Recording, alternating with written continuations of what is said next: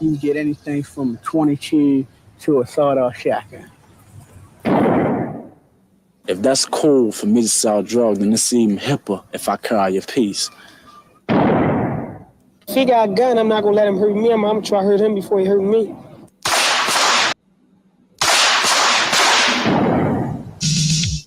We came here today. We came to rock you, and we will shock you. We came to talk about the streets of war because we can't take it no more. We've come to accept violence as a way of life, but violence today is different than it was years ago. It's become more sophisticated, and it also involves guns. And all too often, the triggermen are teenagers. In Baltimore City, more than 700 juveniles were arrested last year for gun-related offenses. Police say the numbers have gone down, but the seriousness of the crimes has increased. In the city today, homicide is the main cause of death among black males between the ages of 16 and 24. A little more than half of the violent crime committed in the city is committed by young men between the age of 16 and 24. Half of the victims of that violent crime are young men between the age of 16 and 24. So we have kind of a generation of young men out there that are just not giving themselves a chance. When you talk to the ones that are involved with the shootings, it's just so unpredictable. There's no clear pattern. You can't say that he was poor, and that your model is a poor kid, broken home from a certain area of town, because then you're describing your victims too. You know, we're bubble to the left, with no more bubble to the right, and then unless you know, I'm up on the mic. So Mike is 20. He was shot earlier this year during an incident involving a young lady. Fight, right, about a girl and shit, right? Right, like, we was coming down the street, so he tapped on the ass because he knew her, right? And I felt the dog disrespecting me also as the young lady, right? So, you know, I asked him why he do that, right? He said he do what he want to do, right? So I cracked him in his mouth, right? We got the rumbling, right? So I duked him up a little bit, right? I was going about my business. Somebody said, look out. Right? I thought he was behind me with a stick or something. I did like this to try to block whatever he had, right? And he shot me, right, in my hand, right? And shit, so I just ran to the hospital, right? So what happened later? About a month later, I seen him in the park, laid out on the bench, right? So I jumped on him, right? Duped him up and shit, real good, right? Broke his jaw and shit. You ever shot someone before? Yeah, once. How long ago was that? It's when I was about 14, 15. Did you hit the person or just shoot at him? Shot. Did you kill the person? Nah, in the thigh. Just shot him in the thigh. Why'd you shoot someone? Huh? Why'd you shoot? About my parents, right? Because I'm the only boy, right? And God respect my people, so I felt as though that had to be rectified. Why do most people carry a gun? Is it for status, protection? Some people carry them for protection. Some people carry them out of fear. Some people carry them for flint. For flint? Yeah, flint is a word like you're not scared, but you're not sure because the impossible's possible. Right? That's what flint means. What kind of gun do you prefer if you use a gun? 25 automatic. Why? Because it's small. I could put it in my pocket. And if I really wanted to hurt you, I wouldn't know where to hit you at with it. Small caliber handguns like this are preferred by young gunmen and can easily be stored in the back pocket like this.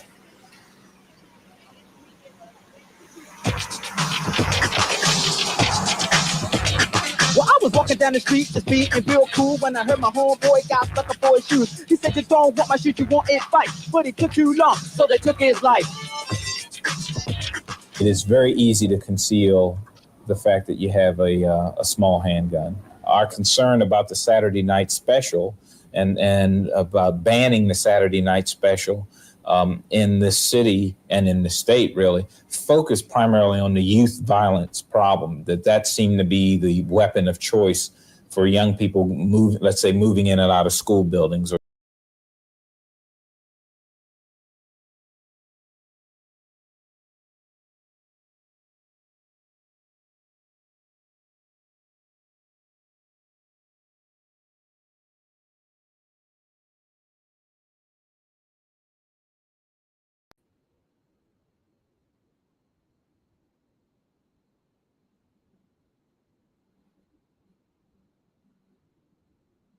legitimate Saturday night special.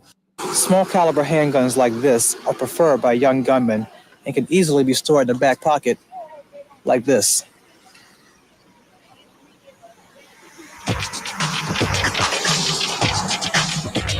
Well, I was walking down the street to speed and feel cool when I heard my homeboy got stuck up for his shoes. He said, "You don't want my shoes, you want it fight." But it took too long, so they took his life.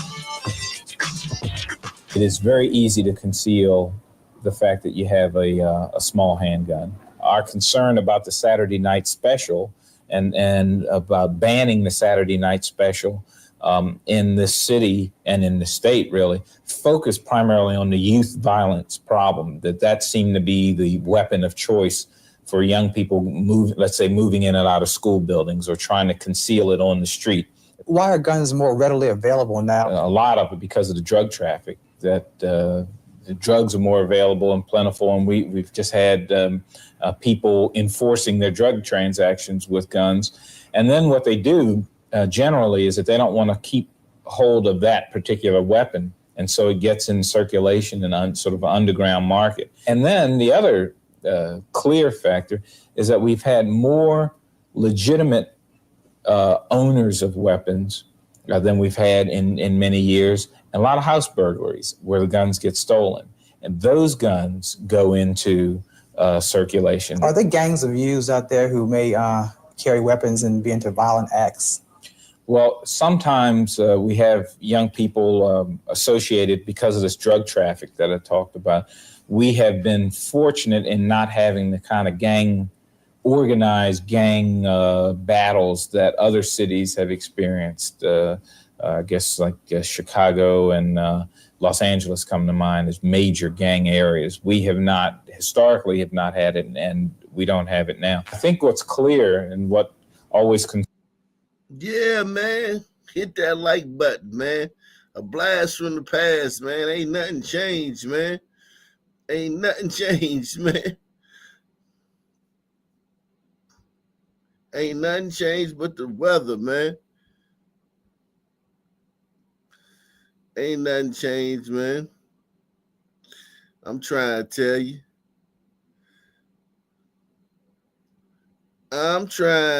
you.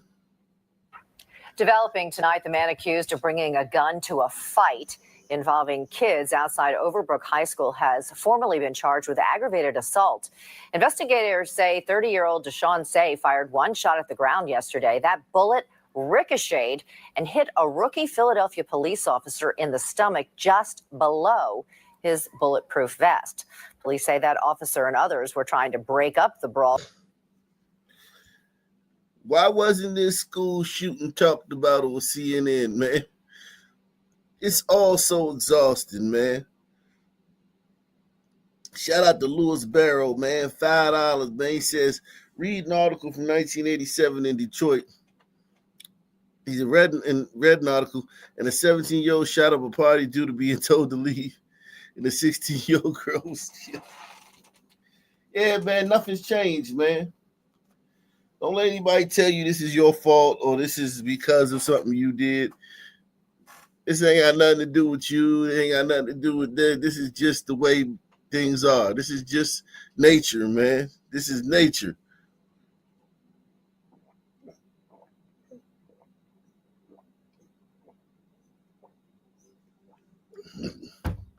This is nature, man.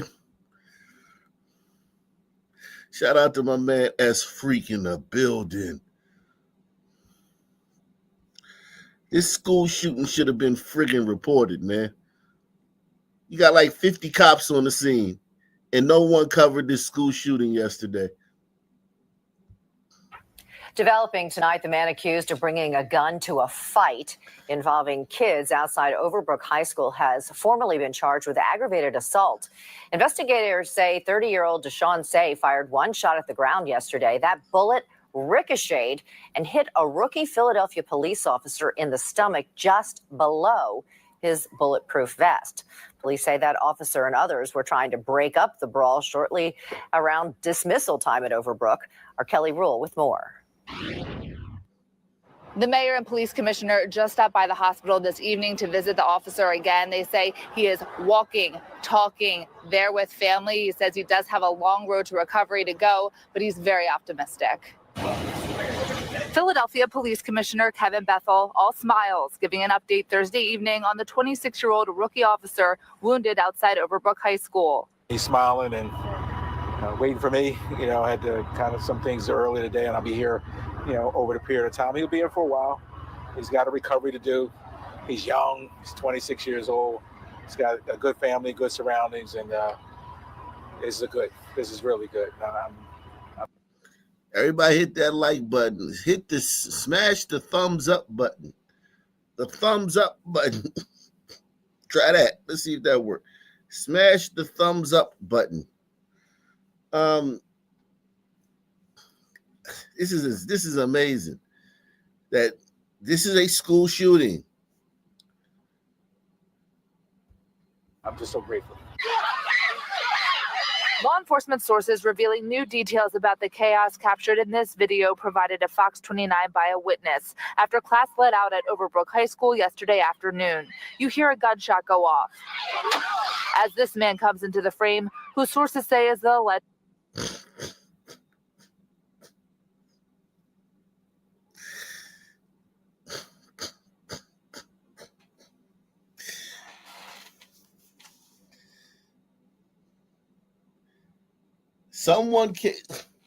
The fact that somebody just felt like with all those cops there, that they could walk up with a gun and fire it, even if it was into the ground, it's just insane. I thought we were scared of cops. Press 1. Are we supposed to be scared of cops? Is there one person in this video that looks like they're scared of cops?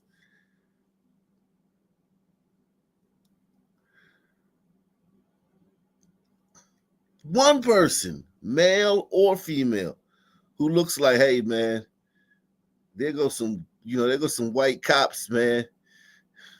Our life is in danger.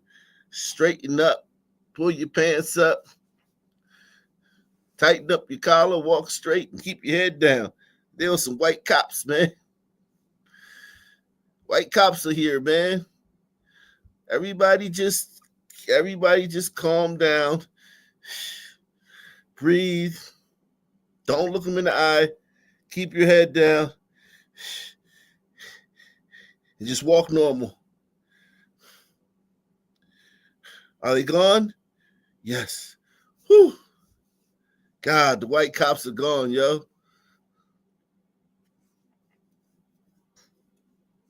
Too bad we got a code switch when white cops come around, man. Because, code switching, man. We got to constantly code switch, man. When these white cops come around. There goes another one. Head down. Pull your pants up. Remember what your mom told you in the talk. Remember the talk that you got from your parents. Be very, very calm. Whatever they say, just do whatever they say. I know you're nervous, but try not to tremble, because even if you tremble, that could cause them to get nervous and then shoot you. So make sure you just 100% calm, because cops are here. Because you're black, and as a black person, you have to operate differently around cops than white people. White people can do whatever they want around cops, but you as a black person, you have to code switch.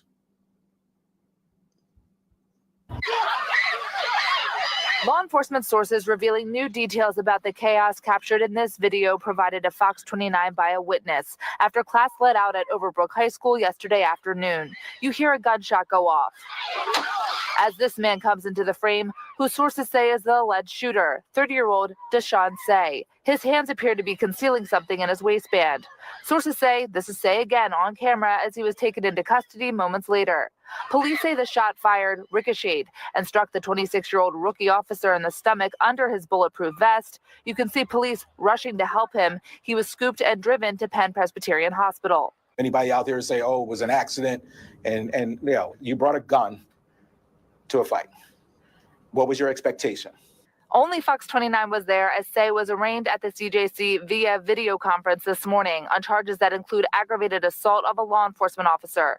During that hearing, the defense said that Say was there for his niece and told officers his gun went off when he put it in his waistband and it was an accident. Police say the fight broke out just before 2:45 in the area of 59th and Oxford Streets. Say had driven there and got out with what appeared to be a Ruger 57 semi-automatic pistol with a laser attached and 20 live rounds, according to testimony in court. When we talk about adults, these are individuals who should be de-escalating, who should be working, calling the school and saying there's a problem, coming there to get their child out of the situation, not aggravating the situation. And so you don't get to abdicate your responsibility because you're a student or someone who decides you want to call an adult into something that was going on in schools. I was very startled, and, just scared for my staff. And Philly, goddamn Philly. Salute to my man TCT, man, in the building. He said, great episode 2 nights ago. That segment where y'all talked about public schools are bad needs to be clipped. Oh yeah, I'm clipping a lot of shit. I gotta do it tomorrow. I'm gonna start clipping things, man. Cause I backed up on that like 6 or 7 episodes, man. But yeah, it's a lot of good stuff, man. A lot of good stuff the last couple of nights, man. The show's been really good the last week or so, man. Definitely gonna clip that stuff and repost it. Salute to TCT, man.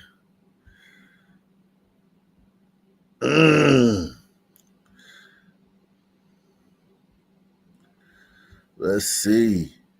That's a rough looking sister, Jack.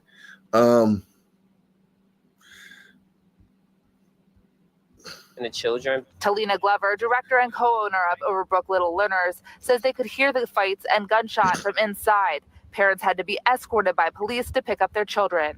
When we were younger, if there was a fight, you kind of handled your business. You would fight amongst yourself. You hear her lying? Why is she lying?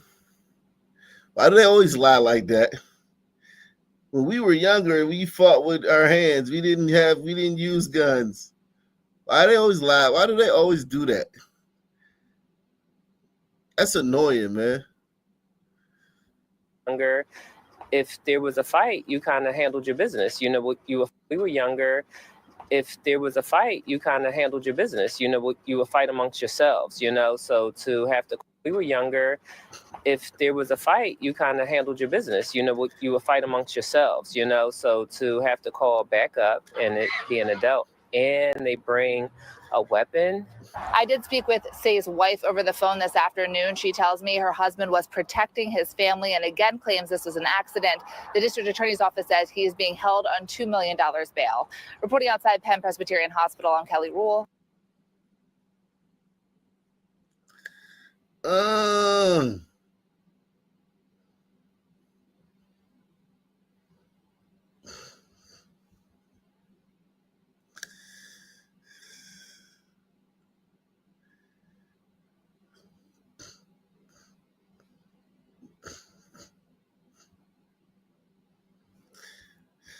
Let's see what's going on in Philly, man.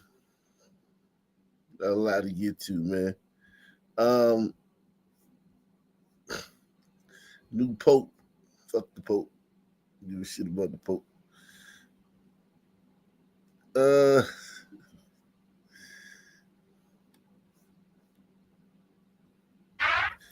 Developing tonight, a 2-year-old little girl is safely back with her family after police say someone stole the car she was inside.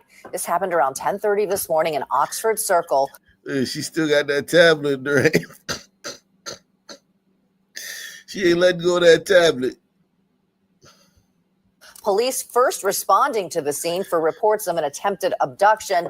And Jennifer, thankfully, this 2-year-old is okay, but obviously some really terrifying moments for her parents. What exactly happened?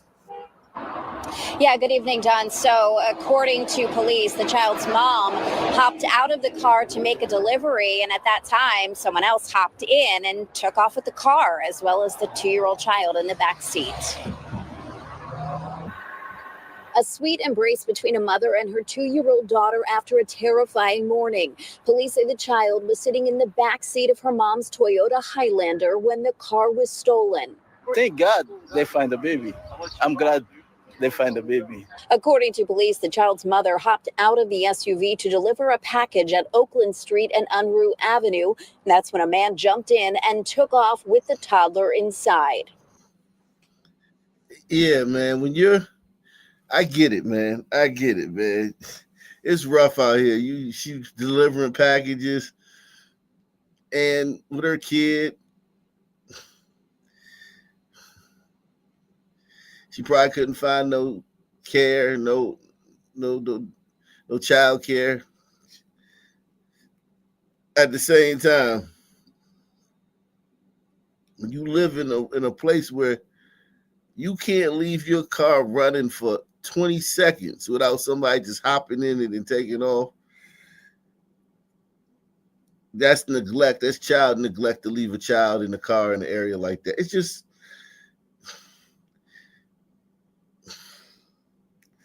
this is a tough one, man. This is a tough one. Shout out to my man Saul, man.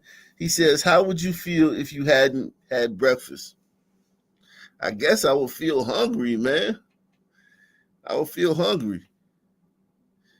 You know? I would feel, like I'm going to eat a big lunch. Is that how black people answer it? Because I know that's a trick black question. That's an IQ question you asked me. Did I answer it right or did I answer it wrong? Took off with the toddler inside. Patrol, the 15th and the 2nd District captains immediately deployed all available resources. There was a bunch of police cars over there, all over the place. Within minutes, the vehicle was recovered at McGee and Castor Avenues, just a few blocks away from where it was stolen. I think he realized there was a 2-year-old in the car and he quickly abandoned the car. Well, I can imagine the mom was probably having a near heart attack. I mean, that's the most frightening thing that anyone can imagine happening to somebody, just the sheer stress and worry. No, I'm going with the baby, no matter what, anywhere. We've all done that at one time or another. It's not wise to do that in the city. Investigators tell us the suspect... Tell him, white man, it's not wise to do that around Negroes, man. It's not wise to do that in the city. Investigators tell us the suspect took off on foot down the alleyway. Police say the masked man was dressed in all black. While the child is okay, the car is a bit banged up. He hit a few cars fleeing. Damn, he fucked that car that quick. He was in the car for like 20 seconds. Jesus Christ. The scene, so thankfully the 2-year-old wasn't hurt or didn't get into a serious accident with the 2-year-old. So by some divine providence, the child was unharmed. Police say no one is in custody yet, but they have recovered a good amount of surveillance video and they are working to track down the suspect. Anyone with any information should give police a call. Back to you, Sheba. All right, Jenny. Jeez.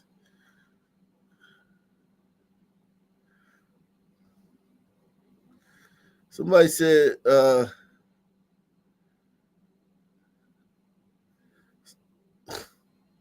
somebody says, okay, Oklahoma City, man. Was something happening in Oklahoma City or something?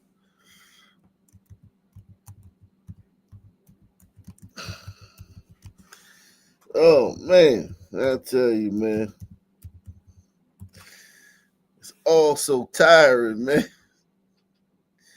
God damn.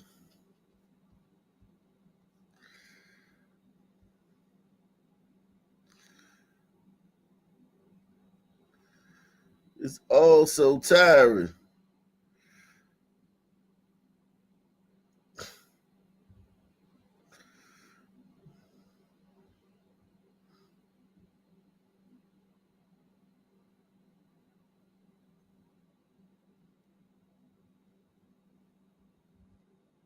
They said they had a mass shooting in Oklahoma City.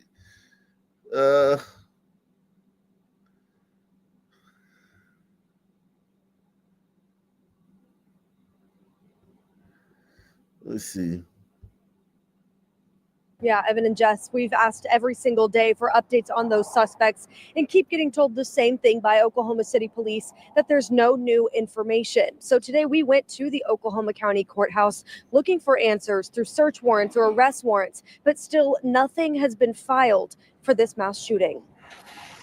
Day 3 of a search for answers as to what happened leading up to 7 people being shot in Midtown near Northwest 10th and Harvey. Police told KOCO hours after the shooting it started with a fight leading to gunshots and 7 people were hit, 2 others injured by glass. Police also confirmed at least 2 suspects were involved and won't rule out the possibility of there being more. But since early Tuesday morning when that information was given, there have been no updates in the case. No arrests have been made and no suspect information. Who thinks if there was a mass shooting involving white gunmen, that they would just be like, hey, man, no updates, no suspects, man?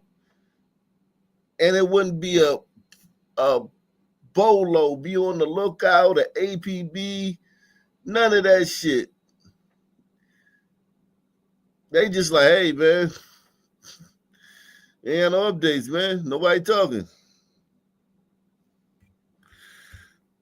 Given. KOCO confirmed at least 1 victim was shot in the back and has undergone 2 surgeries. Now, police say while they can't give any new details, they're asking for anyone with videos from the shooting to come forward.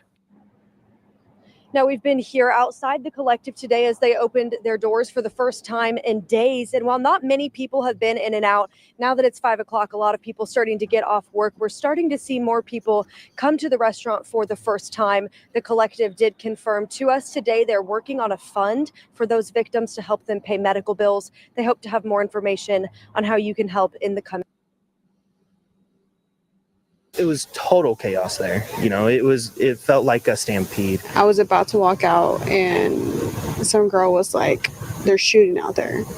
And I was like, what do you mean?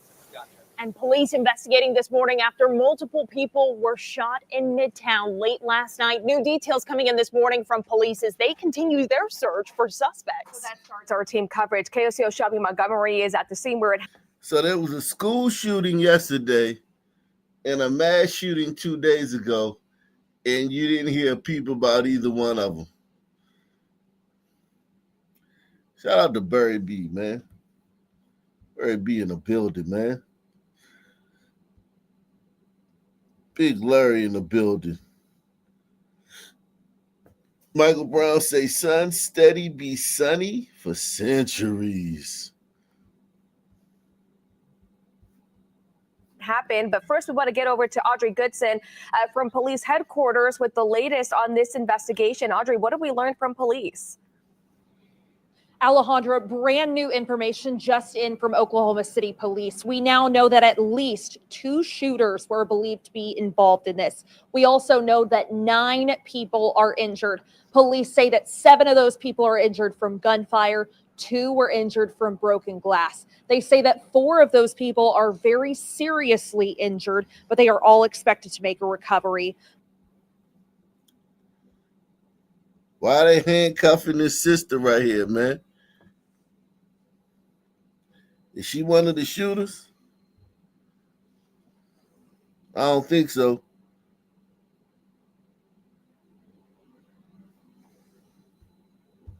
To make a recovery. Police say this started when a fight broke out and at least 2 people started shooting. Oh, she probably was fighting.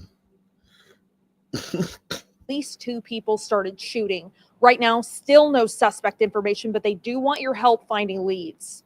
So right now, our detectives are going to start investigating, and we're going to try to piece some things together and see if we can't develop suspect information. The easiest way is to call 911 and ask for an officer to speak with you.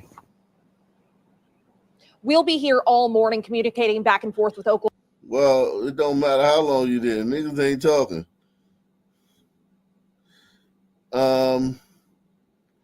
Wow, man. I like these little cities. Yeah, though. Evan and Jeff. These little cities, man.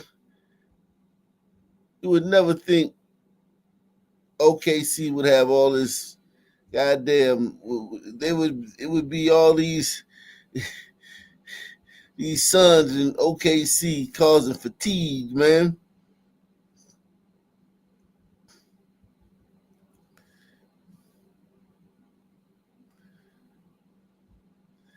All this fatigue down here, man. Clemency denied. The Oklahoma Pardon and Parole Board has denied clemency to death row inmate George John Hansen. He was convicted for the 1999 kidnapping and murder of 77-year-old Mary Bowles. He was serving a life sentence in federal prison in Louisiana for a bank robbery before being transferred to Oklahoma's death row in March. Hansen's lawyers argued for clemency, citing legal issues, also him being on the autism spectrum, and that another man received. Oh, God. Jesus Christ. So that's the new thing now. Every black criminal is autistic now. That's going to be the new thing now. Autism, man. Autism with a W. I'm starting to see that more and more, man. Oh, he was autistic. He's autistic.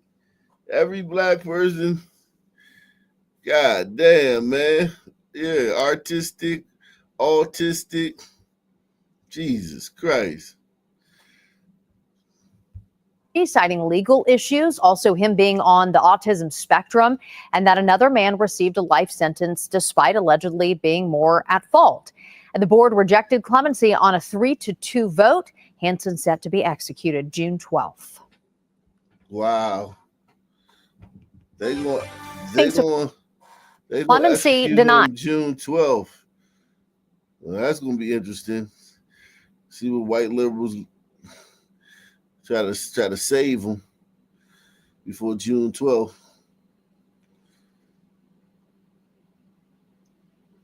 These little towns, man.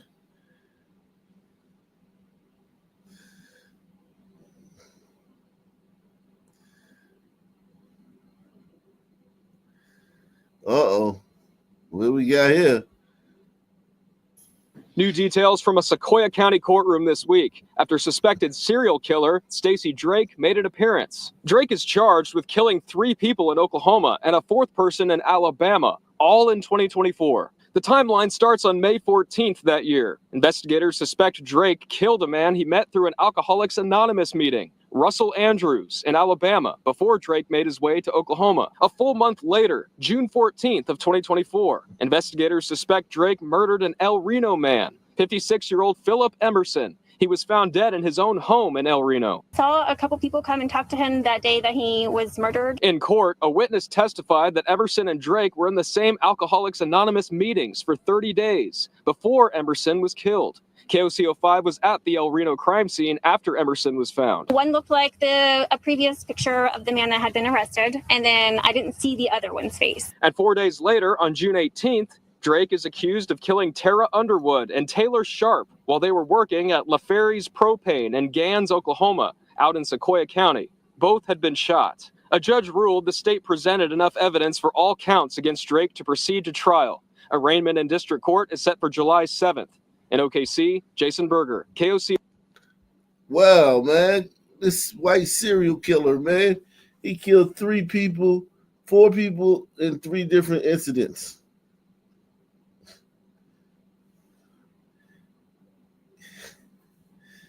He killed 4 people in 3 different incidents. That qualifies him to be called a serial killer, right? Okay. Cool. Let's see if they keep the same energy. Who thinks they're gonna keep the same energy? He killed 4 people in 3 different incidents. And they called him a serial killer.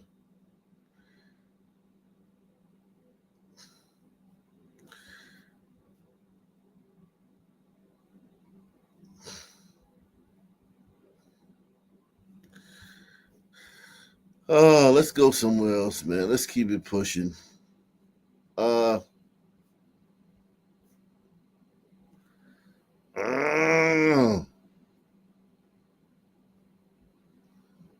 Man accused of stealing a wallet from a 98-year-old man is set to spend the next 12 years behind bars. This footage was captured from the Winco parking lot on Northeast 102nd Avenue, where this robbery took place. Then 98-year-old Francis Lehan went inside while the driver of the gold Mercedes, Karan Jones, repositioned his car on the driver's side of Lehan. Karan Jones. Damn, Karan. So he seen this 98-year-old man go into the store, and then he parked beside him in a handicap spot and just waited for him to come out. Listen.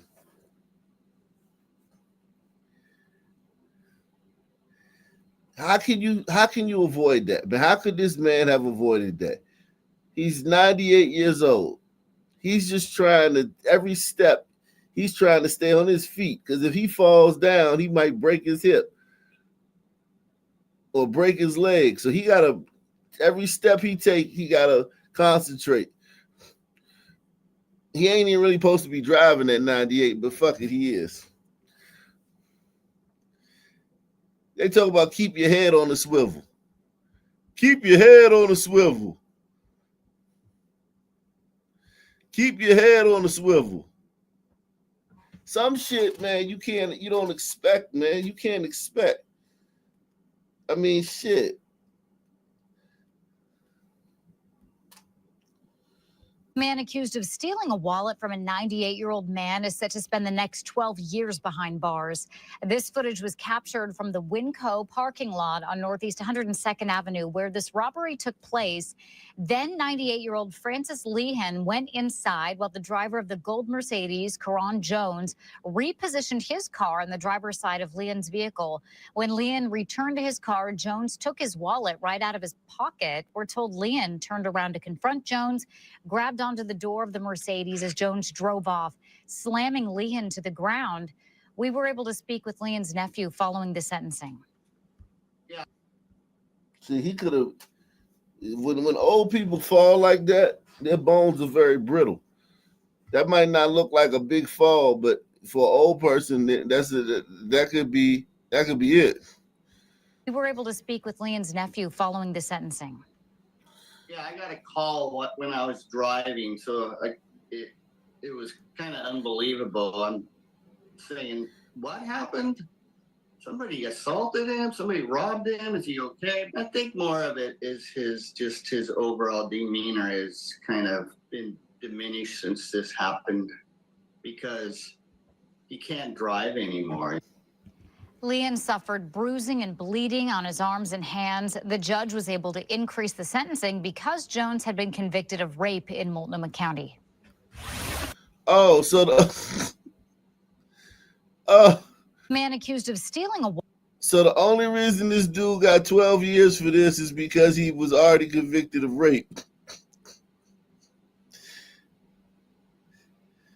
For all you people that was like, yeah, man, sticking to the Sun word, man. We tired of Sun words. We got black fatigue, man. Only reason he got 12 years. Anymore. Lehan suffered bruising and bleeding on his arms and hands. The judge was able to increase the sentencing because Jones had been convicted of rape in Multnomah County. Jeez. Developing tonight, the man accused of. Jesus Christ, man. Fucking Christ, man. Jesus. Jeez.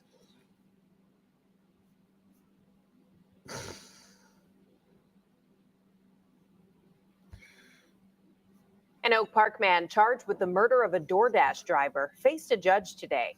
Thanks for joining us tonight. I'm Shayna Humphreys. And up Terrence, Friday court hearing happened today, revealing new details about the killing along Woodward and Ferndale. Terrell Bailey explains. And I believe that the defendant, with these circumstances, is a danger to society. Terrell Sims, accused of killing a delivery driver, will continue to sit in jail. It's after facing a preliminary hearing Thursday. The senselessness of the interaction, I still cannot wrap my head around it. Back on March 9th, police say Mamadou Diallo had just picked up a DoorDash order. As he merged onto Woodward, Sims reportedly sped down the road, causing the two to almost crash. He's then accused of shooting Mamadou's car several times. There's nothing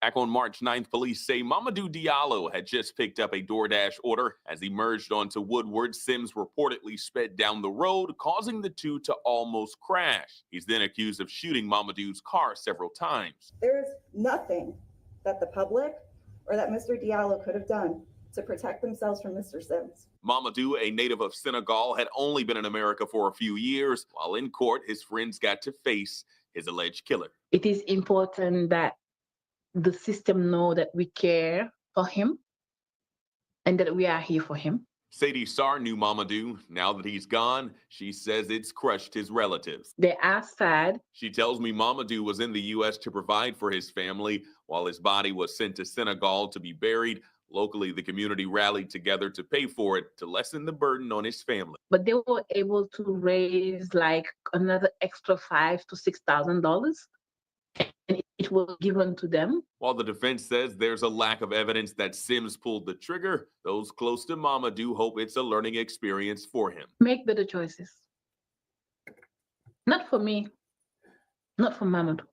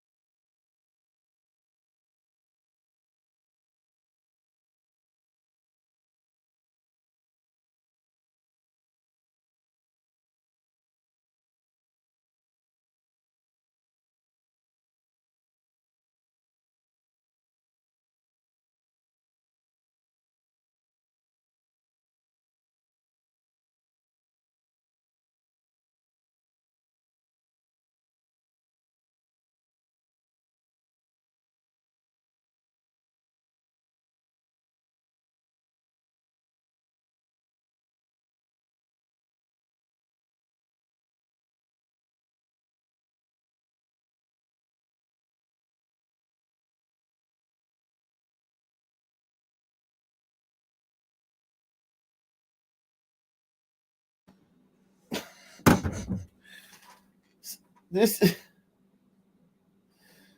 my bad, man. This, my bad. He said UT.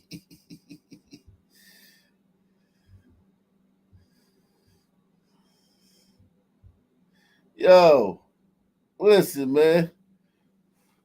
Think about this, yo. Ferndale ain't had a homicide. This city, Ferndale, ain't a homicide in 10 years. They went 10 years without a homicide. I don't think cities should have this shit count, man. This nigga, he not from Ferndale. This tether was just delivering food in Ferndale. And then this dude was speeding and hit him and got mad because he probably blamed the other guy, and then he shot the dude. And the dude died. And now Ferndale gotta have a murder on his record when they went 10 years without a homicide. That shit's fucked up, man. Some man just come to your town. Some man just be driving through your town and shit and just kill somebody. That murder shouldn't be on Ferndale's record, man.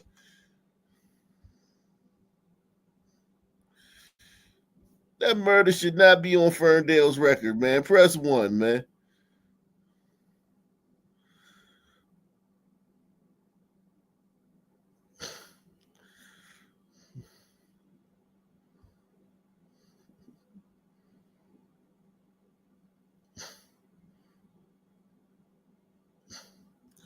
You said Ferndale is hyper woke?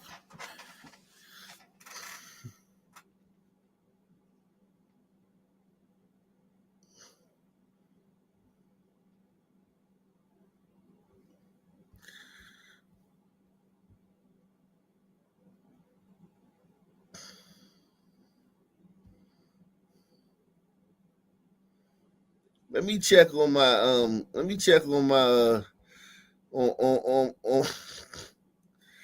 let me check on my baby, man. Let me check on Shiloh, man. Where's Shiloh at, man? Where that white guy to Shiloh at, man? Let me check on Shiloh, man, the white goddess, man.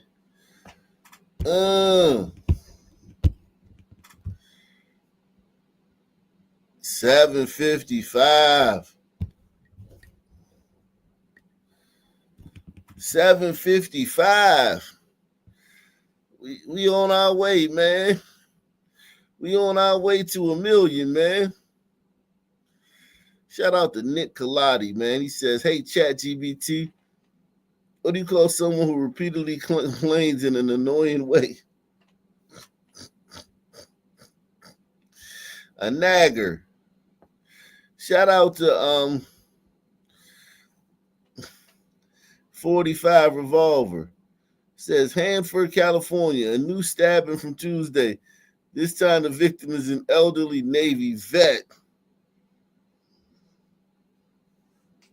Hey. The wrinkles. Autistic gliders are known to be good with sports stats and blurt out ridiculous, harmless, nonsensical dribble. Autistic sun warriors will chop your arm off a phone in someone's pocket. In some pocket, chop your arm off. For a phone and some pocket lint. God damn. Jeez. Shout out to Shiloh. She moving along, man.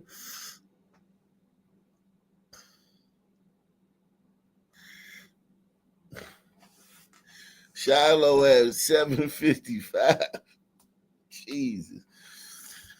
God. Oh, man. She keeping it going, though. She just steadily plodding away, man. Slow and steady wins the race, man. You know that. Karmelo Anthony, remember his spokesperson was like, we not doing no more talking after this press conference. So don't ask us no more questions. Well,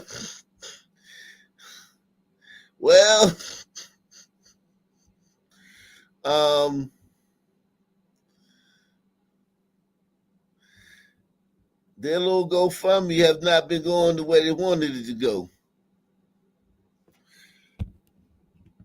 They was at 500,000 when they did that press conference where they kicked Jeff Metcalf out that press conference. They was at 500,000. Let's see where they at now, man. Let's see where Karmelo Anthony. That was a long time. That was like 4 weeks ago, right?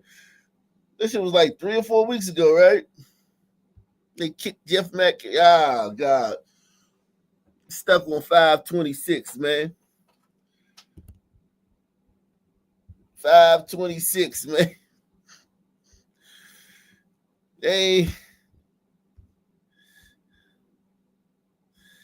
stuck on 526, man.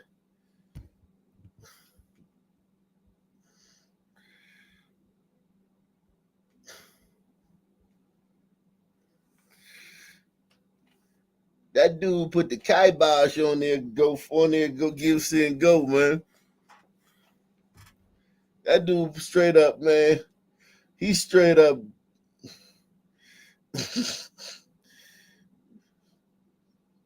He straight up put the kibosh on that joint, man.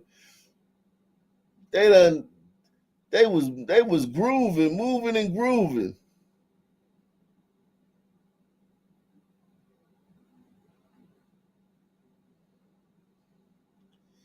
They was moving and grooving.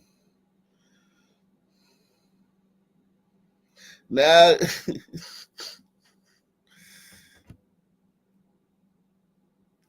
they tapped out.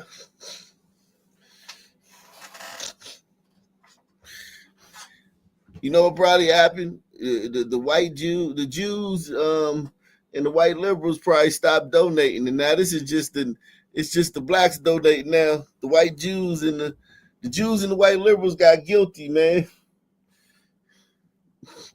They got guilty, man, because they was like, all right, man, we done enough here, man. We done enough damage, and now the only people donating is blacks.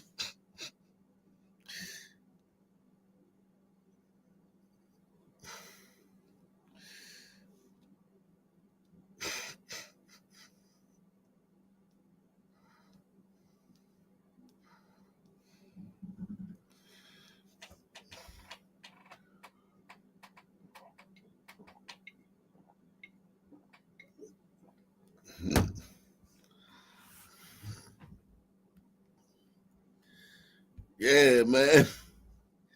Damn. They got 15,000 people donated.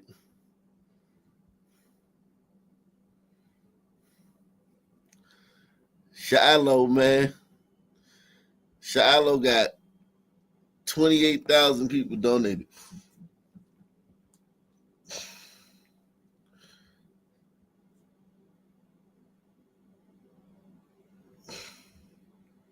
Shiloh. And she done kept her mouth shut too. She ain't said a word. Shiloh ain't said a word. She said, I'm keeping my mouth shut. I ain't saying nothing stupid. All you gonna do is say something stupid. Shout out to Gene B, man. Gene B in the building. She ain't saying, Shiloh said, I ain't saying nothing stupid. Just go ahead and let it rock out. Karmelo dude kind of turned people off, man. That what's his name? His record and his he when he said that coming here disgrace the memory of your son. Like, God damn, nigga, that was a little bit too much, man. A lot of people probably don't like. They probably like, oh man, nah, this is distasteful, man. I'm not donating to this shit anymore. And now all the people donating are black people. Wow.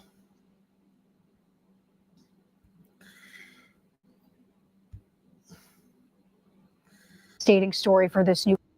Also tonight, a grandmother in grief talks with 10 on Your Side about the death of her 1-year-old grandson. We first brought you this story a couple of weeks back. Zaitwan Perry is charged with murder and neglect in the child's death. Not Zaitwan, man. Come on, man. Stop, man. Zaitwan, though. Zaitwan, that's what we doing now? Really? That's what we doing? Zaitwan? Come on, y'all, man. Come on, man.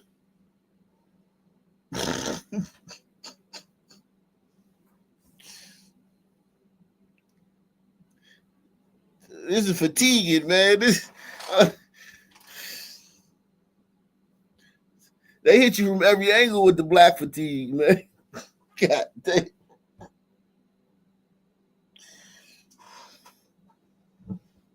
I'm tired of all y'all shit, man. Zaitwan, man. God damn. Ooh, shit. Think about somebody left their kid with Zaitwan. Somebody left their kid with Zaitwan. Yo, if I left my kid with you and I found out you had Zaitwan over while my kid was there, my kid would never stay there. My kid would never stay with you again.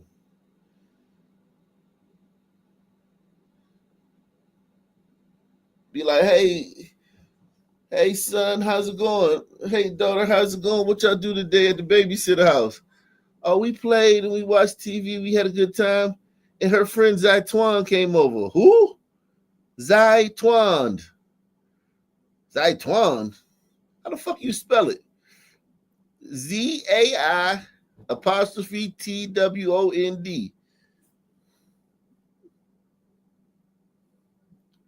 Yo, are you serious? Yo, I wouldn't give a fuck if he came by for fucking 5 minutes. My kid would never go over there again. This the type of nigga to have a gun or something and leave it on the fucking coffee table and shit.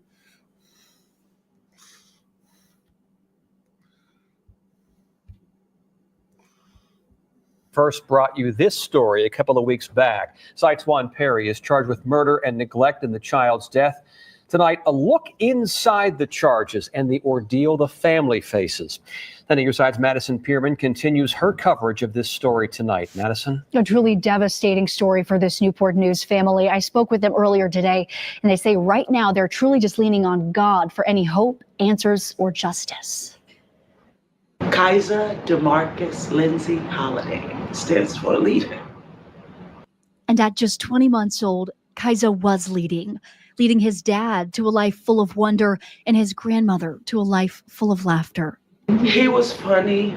You know, like most little one-year-olds, if you sit and watch them, the babies are funny because they do little funny stuff.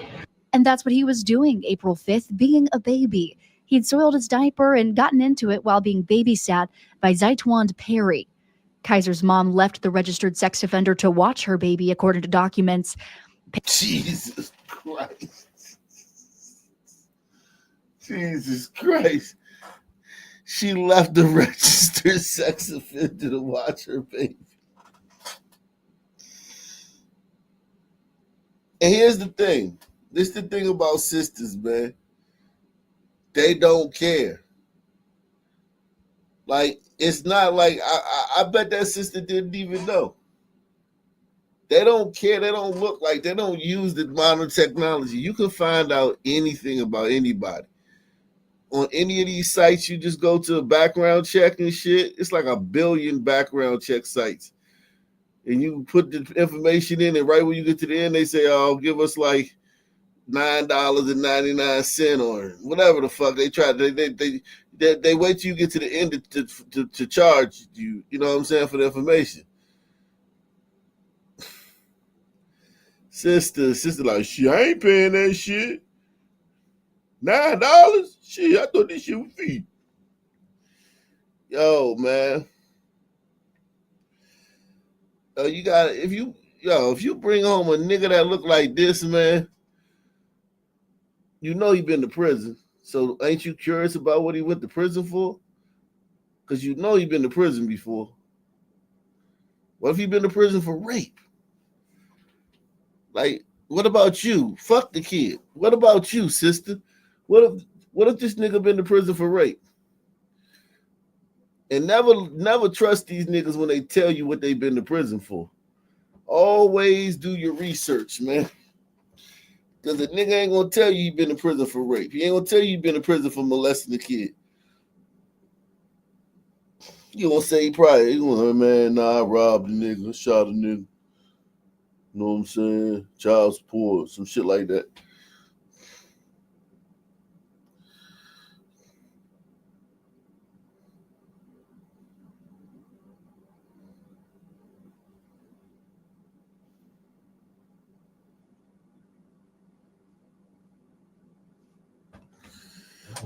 Yeah, shout out to Laughing Dog. We did that last night, man. We did the Scorpion Squad last night. We gonna check up on them today, man.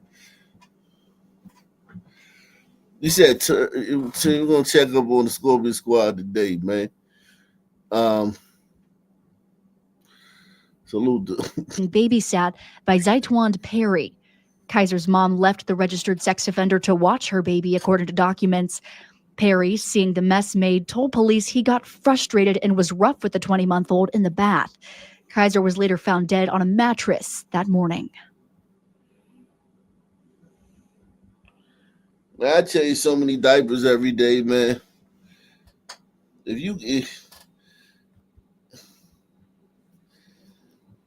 I change so many diapers every day, dog.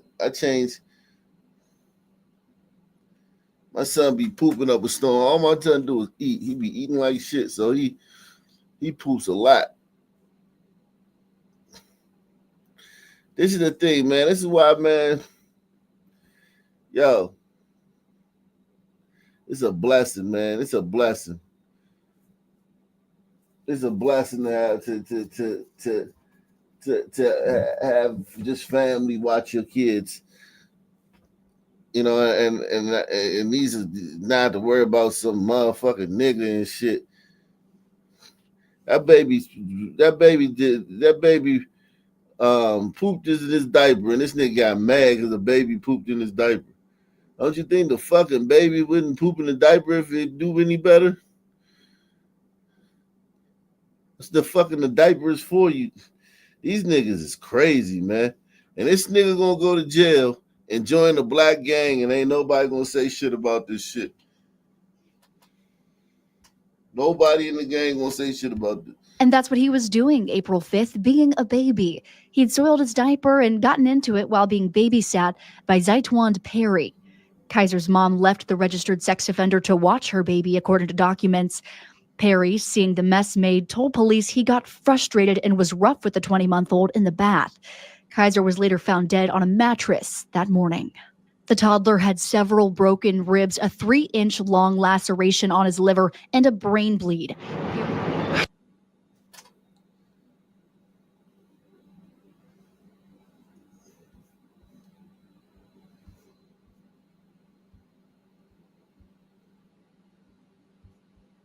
The toddler had several broken ribs, a 3-inch long laceration on his liver, and a brain bleed.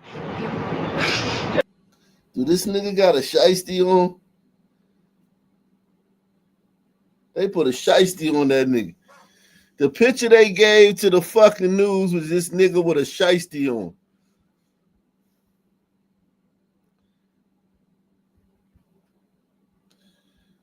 After this little baby got killed by a registered sex offender nigga that they left him with, they gave the news a picture with this little nigga with a shiesty on.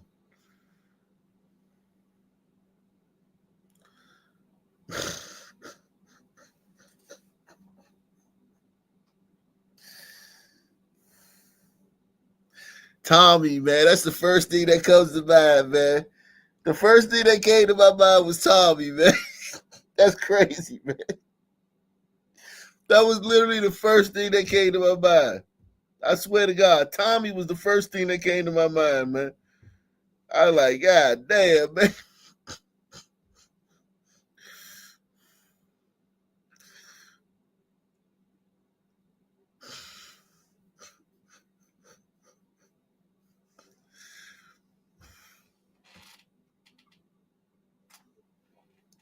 Let me drop the link. On that note, I'm going to drop the link, man. Everybody hit the like button right now, man. Every single one of you, man. Take a second and hit the like button right now, man.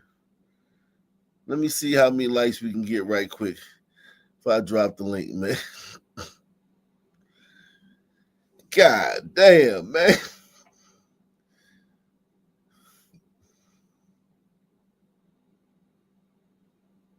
Jeez, man. That little boy had a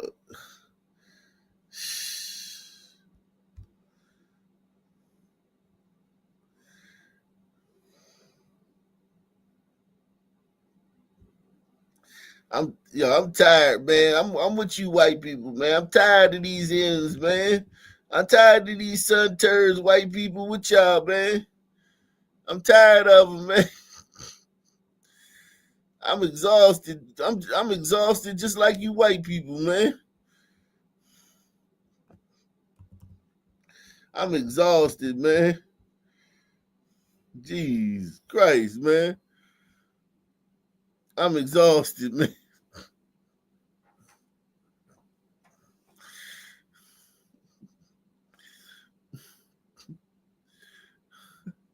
Put 3 Z's in the chat if you exhausted, man. God, dog.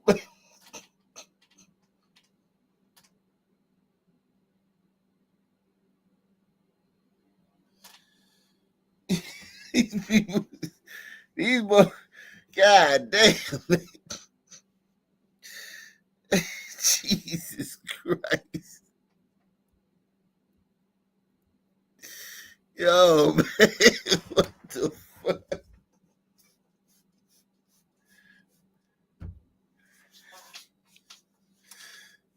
And then for the baby to go out like that and that be the picture you get of news, man. The baby went out by the hands of some thug, ain't shit nigga, and that's the picture you give the news. God damn, man.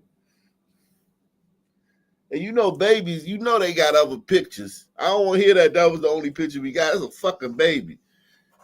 You got 1,000 pictures of a fucking baby. And you gonna give them that one.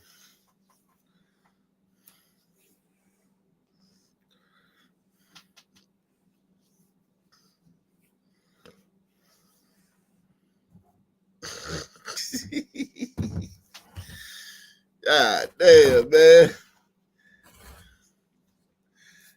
I'm exhausted, man. I need some coffee, man. Oh shit.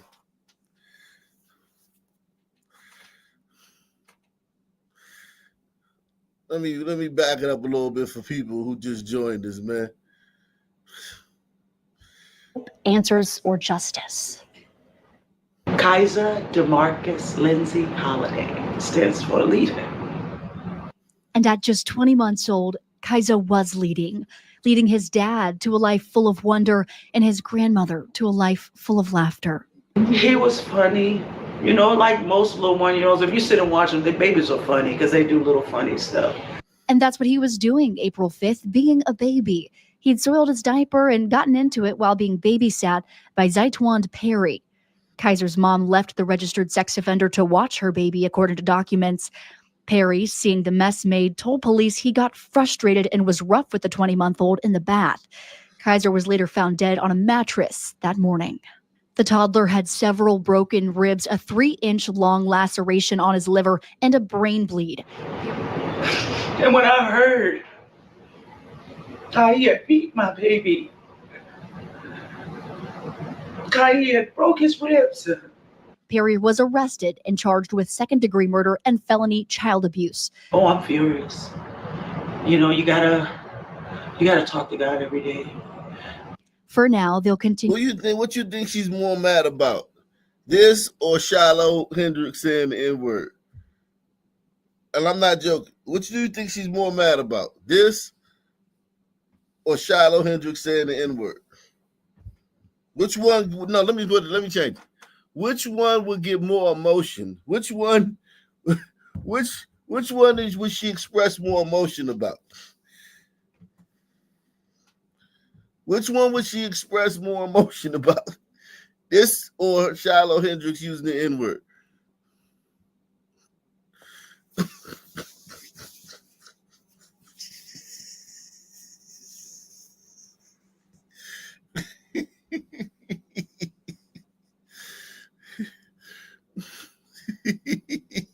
God, dog.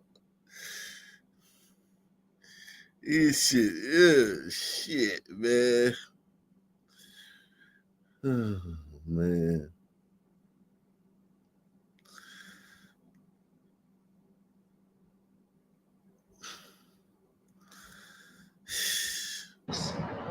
You know, you gotta talk to God every day.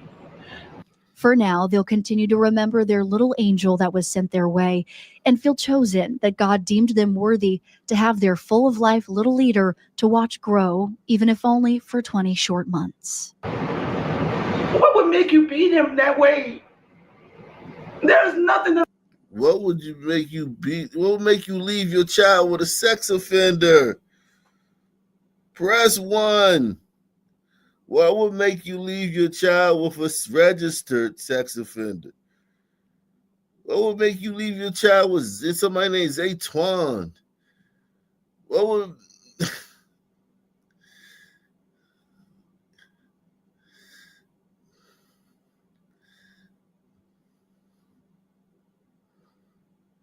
to the point where the next morning she came and that baby was dead on the mattress. So she was gone for a long time.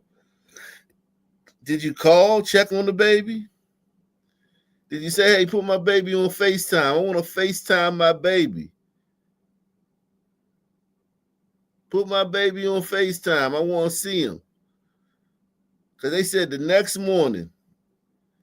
She said the next morning. Frustrated and was rough with the 20-month-old in the bath. Kaiser was later found dead on a mattress that morning. The toddler. Oh, that morning. Okay, that morning. Okay, that morning. Yeah, baby. Oh, man, baby. You left your child with a fucking registered sex offender, baby.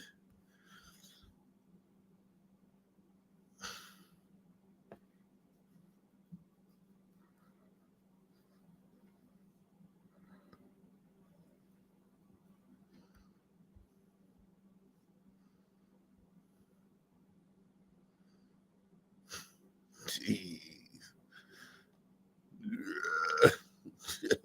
Dog. You beat him like that. And those were little 1-year-old Kaiser's ashes that you just saw, something a family should never have to endure. Now, Perry is going to be back in court on that second-degree murder charge, as well as those felony child abuse charges coming up. We're going to have those details for you on wavy.com. When you can expect new information later tonight. Jeez. Jeez.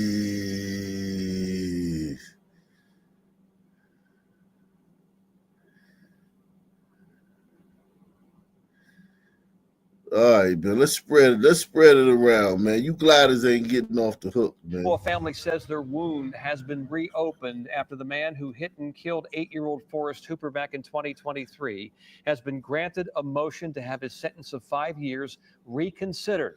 Tonight, Hooper's grandmother tells Markeisha Jackson about her frustration with this decision. Richard Humbert was sentenced to 5 years in jail back in January. These court documents detail why the defense has asked for a motion to reconsider. The victim's family says this is tough news to take in. It's been nearly 2 years without Forrest Hooper here on Earth. The 8-year-old's life was cut short in October of 2023 when he was hit while trying to cross the street. Our family, our hearts were just getting to the point where it could start to mend. The car was driven by Oh, shit. Fucking Christ, man. Jesus Christ. I promise you the algorithm just spits this out. I do not know what's coming up on the algorithm next, man. But hey, man, you killed a little white boy. Let's just say it's an accident, right? Fuck it was an accident. In America, a black man could never get justice.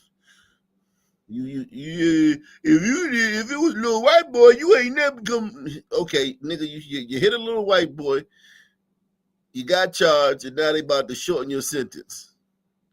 Okay, so I don't hear no more shit about you can't catch a break. 2023 when he was hit while trying to cross the street. Our family, our hearts were just getting to the point where it could start to mend. The car was driven by Richard Humbert. He gave me a life sentence to live without Forrest. A jury found Humbert guilty in November of failing to report an accident. He was sentenced to 5 years. Oh, he didn't even report. He just kept going. That nigga just kept going. That nigga hit that little 8-year-old boy, just kept it pushing. Like, fuck that shit, I'm out.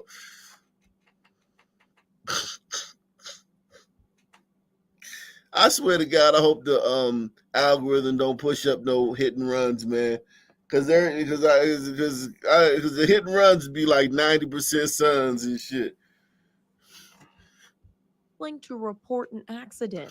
He was sentenced to 5 years, but now Humbert's defense team is calling for the court to suspend the remainder of his sentence or that he be placed under GPS electronic monitoring.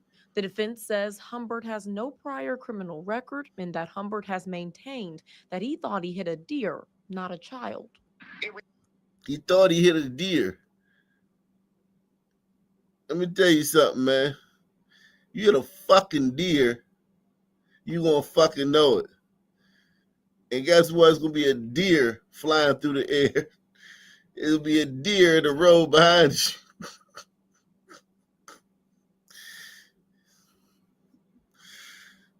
You hit a deer, you gonna fucking know it, man. The defense says Humbert has no prior criminal record and that Humbert has maintained that he thought he hit a deer, not a child. It would be another crime if Mr. Humbert walked out of that courtroom with his freedom. Hooper's family says they feel Humbert's original sentence was light to begin with, but that they had come to terms with it. And now they fear they could be back. So they feel his original sentence of 5 years was light to begin with. Now they about to Jesus Christ. Fatigue, man. Fatigue, man.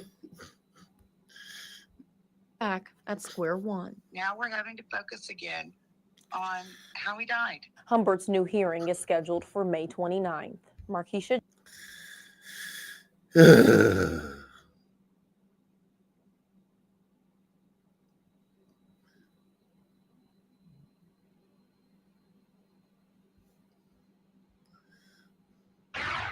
The father of a Madison school shooter is arrested and charged. In December, his daughter killed a classmate and teacher at Abundant Life Christian School and injured 6 others before killing herself. Fox 6's Ashley Sears live in the newsroom. And Ash, prosecutors say her dad let her have access to guns. Yeah, Ben, Jeffrey Rupp now was arrested early this morning in Madison. Investigators say he bought the 2 guns used in the shooting for his daughter. He told investigators while they were often locked in a gun safe, his daughter likely knew how to get them out. We may never fully understand that motive. Months after tragedy, the father of a Madison school shooter is now in custody. We do know the teenager had a fascination with weapons and school shootings. Police arrested 42-year-old Jeffrey Ruppnow early Thursday morning. Prosecutors say he allowed his teenage daughter regular access to guns, 2 of which were used to carry out a shooting at the Abundant Life Christian School on December 16th. Investigators searched his home shortly after. A criminal complaint explains police found a manifesto saying the teen got the weapons used by lies and manipulation and her father's stupidity. They discovered a map of her school, including blueprints and a cardboard model, and videos showing the teen handling a gun, footage of a mutilated rabbit, and the teen threatening to kill dogs. The items recovered were disturbing, they were alarming, and they would have led any average person to the conclusion of violence. In June of 2022, police notified Ruppnow his daughter had been engaging in high-risk behavior via the internet. Investigators say despite that, he introduced his daughter to guns, bought 2 for her, and often took her to the shooting range, telling police he looked at shooting as a way to bond with his daughter. Prosecutors say Ruppnow said he locked his guns up in a safe, but admitted his daughter likely knew how to access them, something leaders say should not have happened. Gun owners also have a responsibility here. The responsibility to secure their weapons and prevent guns from falling into the wrong hands. Police say 1 student remains hospitalized. Ruppnow is scheduled to be in court tomorrow for his initial appearance. He's been charged. Yeah, man. I mean, listen. That fucking guy was a fucking moron, man. This is terrible fucking. This guy's an idiot, man. He deserves to go to jail. He deserves to go to prison. He deserves to go to prison. 1,000%, man. 1,000%, man.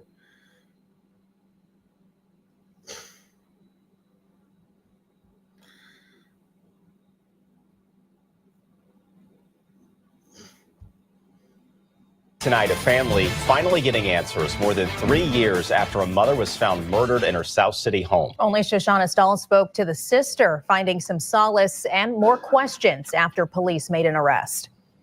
I spoke to the family of Alvatine Thomas today, who say it was a sign from God that a man was charged in her murder right before Mother's Day, since she loved her 5 kids deeply. Love her and I miss her. Just torn. After nearly 4 years, DeWanna Coleman feels a sense of peace. Now someone is being charged in her younger sister's brutal murder. Never would think this would be Christmas, would have been my last day seeing her. On December 27th, 2021, St. Louis Metropolitan Police found Alvatine Thomas dead inside her home. Investigators say she'd been shot in the back, had a plastic bag taped around her head, and had bleach poured over her body. On Wednesday, this man, Carl Mayberry, was charged in her murder. I already knew that he had a part of doing it. It wasn't nobody else that would, do that to her. Mayberry is the father of Alvatine's youngest child. He's also a convicted felon who just finished a federal sentence. So she just had a baby with a convicted felon that had just finished a federal sentence.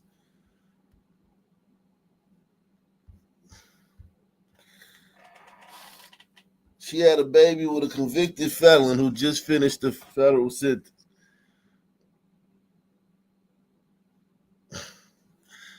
And listen, that shit is normal. Like, I'm not sitting there trying to act like I don't understand that. Like, I'm shocked by that. I'm not trying to say that. That's normal. That's like who these chicks date. Like, I mean, that's like who the fuck else are they? You know what I mean, like, but it's just when you say it out loud, when you say this shit out loud, it hits different, man. What's going on, man? Who this Spaceman West? What's going on? Hey, what's up, man? Not much, just trying to keep up with what you got going on. Yeah, man. I saw that one where they said that that white girl got the gun from her dad. Do they ever ask where these black kids get their guns in all these shootings? No, and we talked about that prior, like, because it was another white family. The mother and the dad got charged when the kid shot up the school.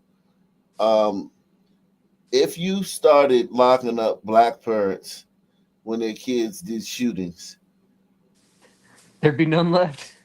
I mean, like, you know what I'm saying? Like, it's almost like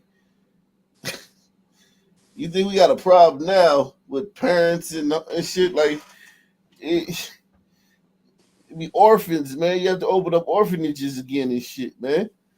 You have to, like, she got like 6 kids and shit. It's just like, yeah, because they talk about gun violence and they make it seem like the guns just come out of the ether. You know what I mean? They just, right. They just show up somehow. It's yeah, the CIA, different I guess. expectations. Different expectations. They hold gliders to a higher standard, even though that glider was a fucking moron. Oh yeah, don't get me wrong. He's still held to a higher standard. Right. I've met dudes like that too. Like where they just have like just guns on the coffee table and they have little kids running around the house. Yeah, they're fucking retards, but they exist. Yeah. Yeah. Jesus Christ. Yeah, man. See, this is just these sisters, boy. Whoo.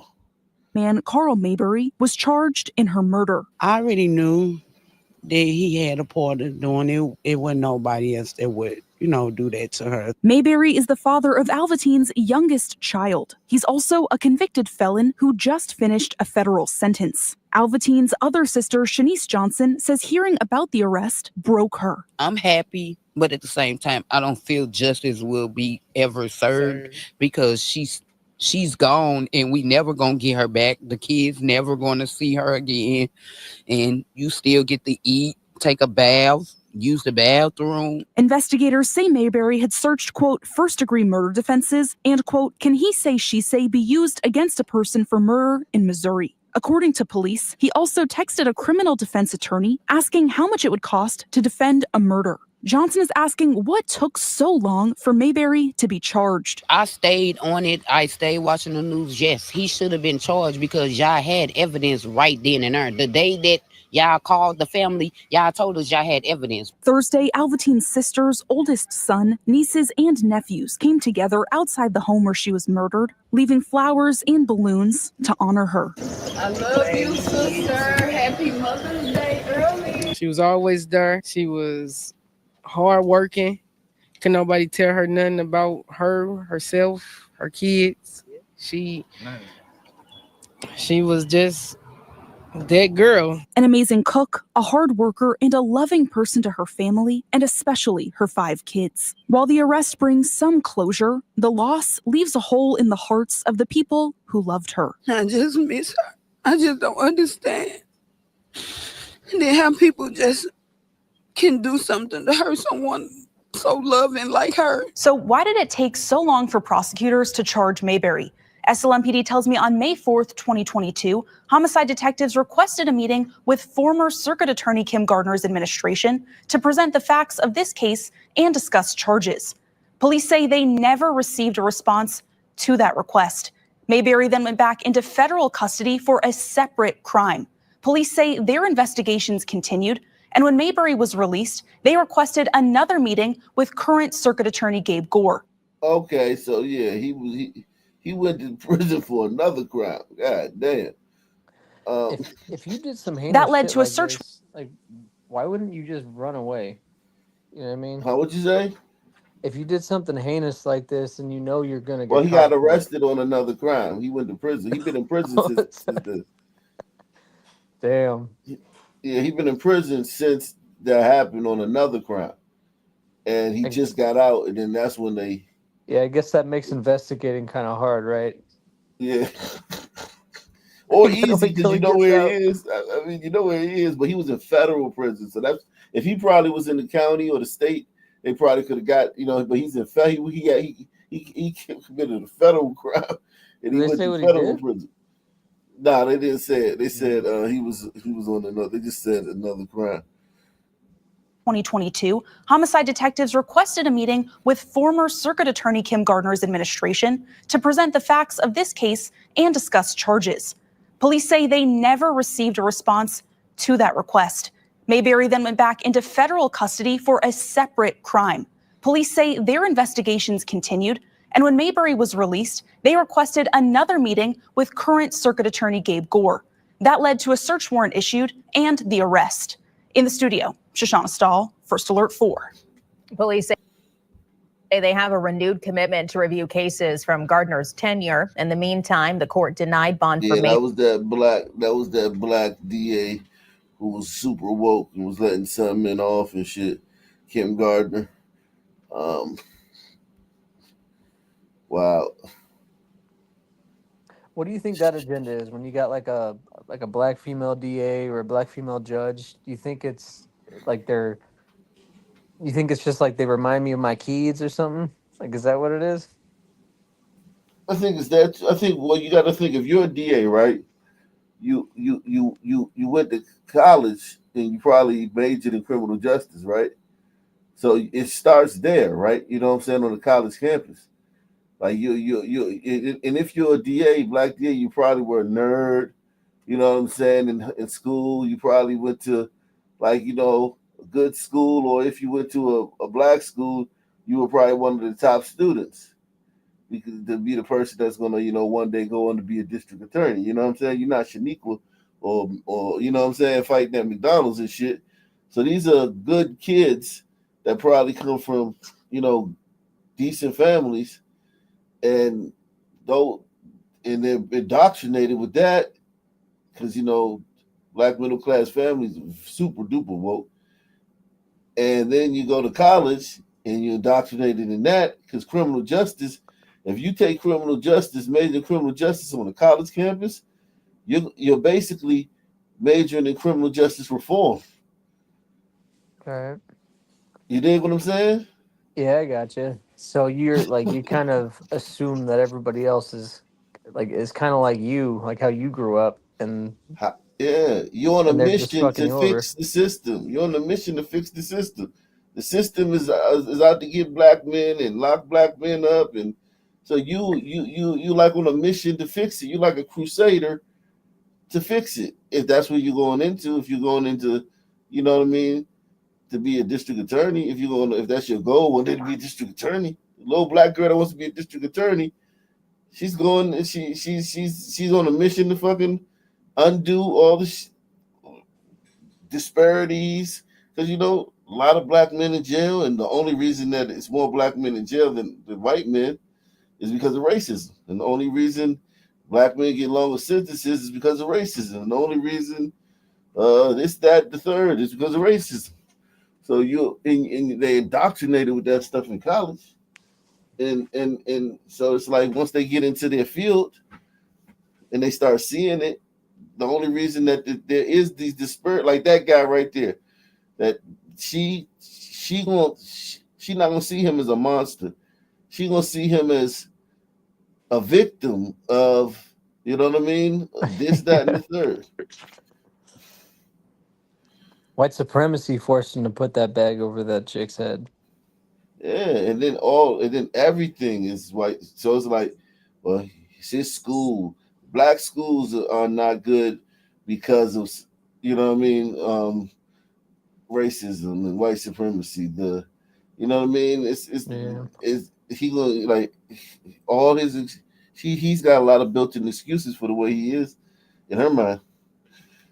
So it's like, yeah, you're getting to have, if you got a black woman as your district attorney, you might want to think about moving, man. Like that, like literally, a black mayor is bad, but a black district attorney is like literally like having a serial killer in your town. Yeah, I was having this discussion with somebody else about just about jurors. Like, you basically can't have some people in juries. Like, it just doesn't make sense because they're not going to be impartial Not at anyway. all. Like, if it's a some person that's being tried, they're not going to be impartial there because they're going to identify him. If it's a glider, fuck the glider. You know what I mean? Like, Yeah, so you're seeing that with social media. Social media lets you see that very, very vividly. right. You It know what I seems mean? like Whenever gliders there's are a the only case, ones that are.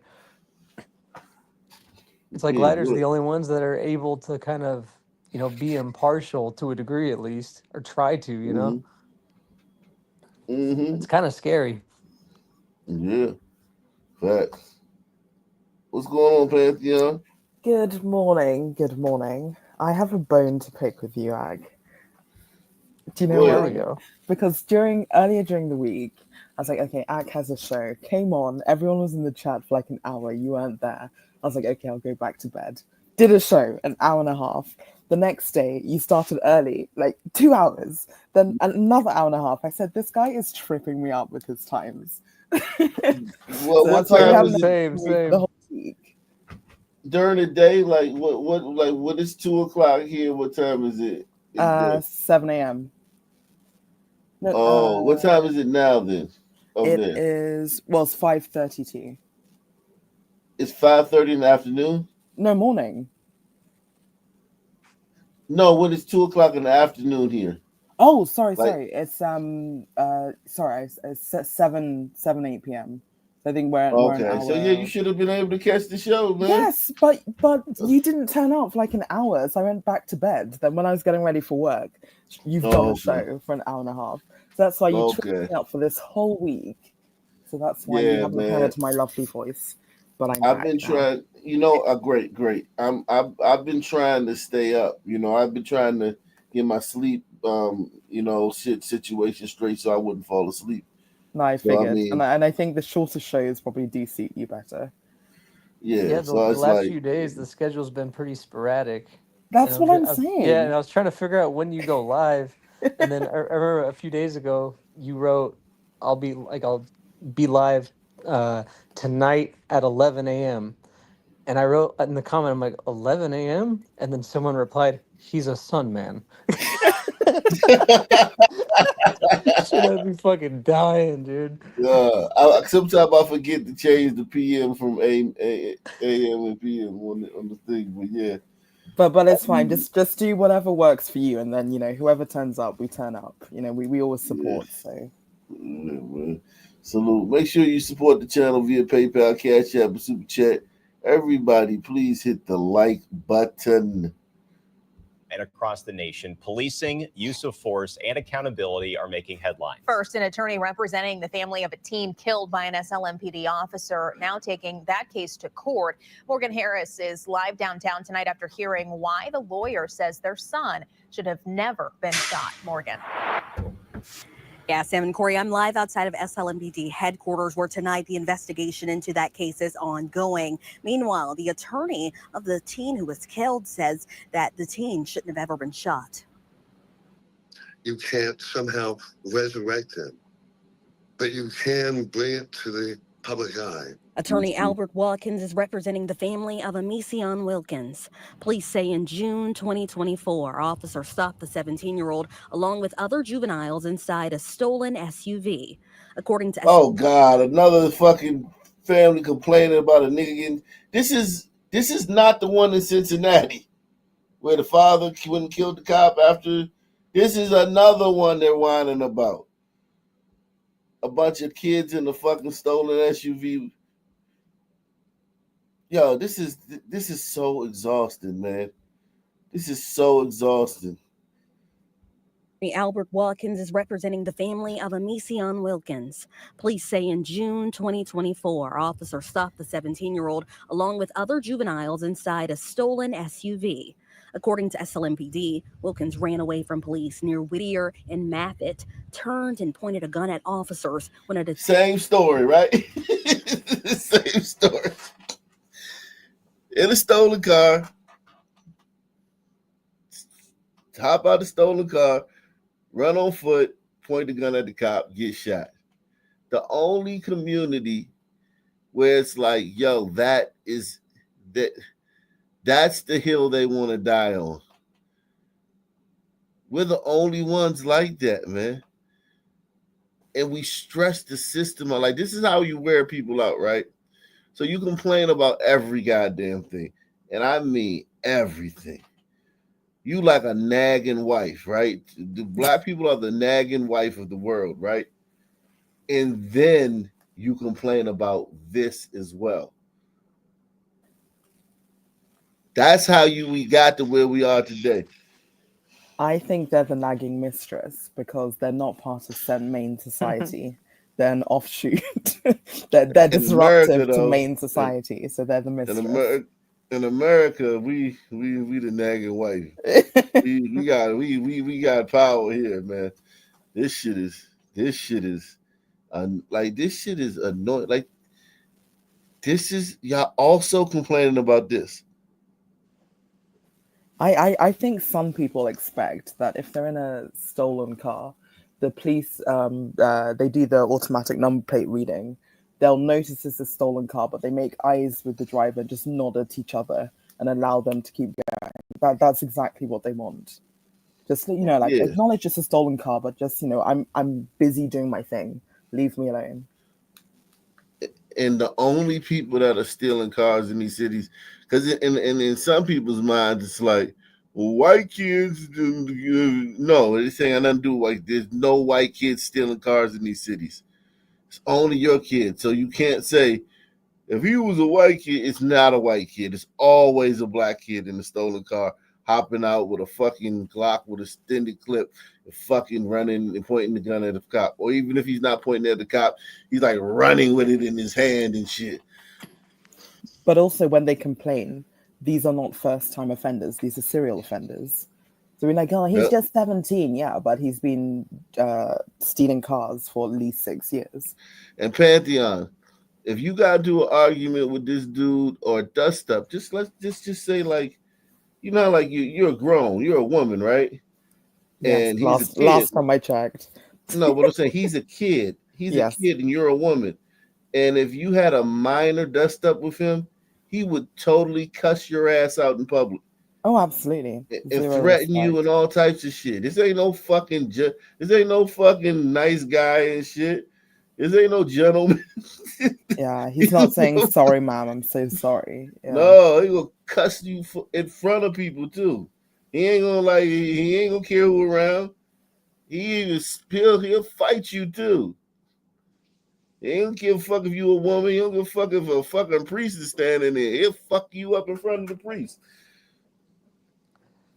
Kid We see literally it all the time. Kid committed grand theft auto, and they're crying about them using force on him. Like, give me a fucking break. Theon Wilkins. Police say in June 2024, officers stopped the 17-year-old along with other juveniles inside a stolen SUV. According to SLMPD, Wilkins ran away from police near Whittier and Mappitt, turned and pointed a gun at officers when a detective shot him. It took a year, almost 1 year, and we were finally able to acquire access to the videos, the body cams. And what Watkins claims he saw in the body cam footage, now described in the wrongful death suit the family filed against the city of St. Louis. There was no weapon being flourished. This was a young man of color who was running away, fleeing from cops. A young man of color. What the fuck? A young man of color. Why did he say that? What did that have to do? How relevant was that? That he was of color, that he was running. As if the cop doesn't know that it's going to be a young... As if these cops who work the stolen car unit or the carjacking unit don't know that every fucking kid they're going to encounter is going to be black. As if it's a shock. Oh, yeah, we get to shoot a black kid. There was no weapon being flourished. This was a young man of color who was running away, fleeing from cops. Not a good idea, but he did. And he was shot in the back of the head. The wrongful death suit claims the firearm Wilkins was carrying was disassembled and incapable of being discharged. Investigators. Who's checking whether it could be fired or not? If you're trying to steal my car, I'm not saying actually, you know what? Can you let off a round and let me check if it discharges? If it doesn't, I'll try and fight you. Like no one's doing that. He said they have the video. Is he allowed to release that video, or is he just not doing it? I don't know, man. Maybe. I don't give a fuck. I don't even want to see the video. I'm not curious about these videos anymore because at the end of the day, man, they've made you not even. They've made you like it used to be like, all right, I want to see the video to see if we should, you know, if when some people chimp out, it's justified or not. They really got people so tired now. People don't care no more. People aren't like 3-4 years ago. People be like, all right, body cam, what's the body cam? What's the body cam? What's the body cam? Who gives a fuck? Like, yo, listen, people are exhausted, man. This is so exhausted. He's not saying he didn't have a gun. He's saying that the gun wasn't assembled. So I guess when he was handled, when the cop is chasing the kid with the gun in his hand, he's supposed to know that the gun's not assembled. That's like saying he's supposed to know there's no bullets in the mag, you know? Investigators released this photo of the gun they say the teen pointed at officers. Look at all these niggas. Look at all these niggas. Got on the same, they really got shirts and shit, and they celebrating this fucking kid, and this kid was out here carjacking people and fucking running the streets with guns.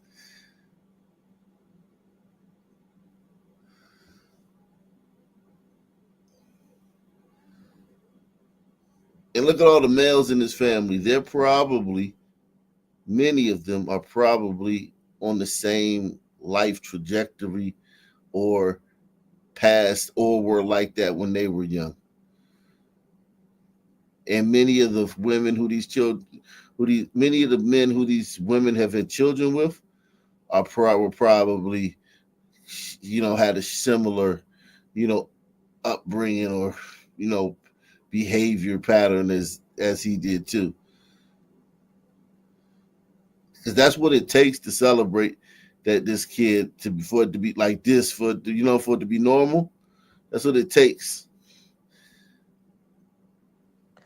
If you think one of those Sunmen right there shot him, you think they would have this celebration?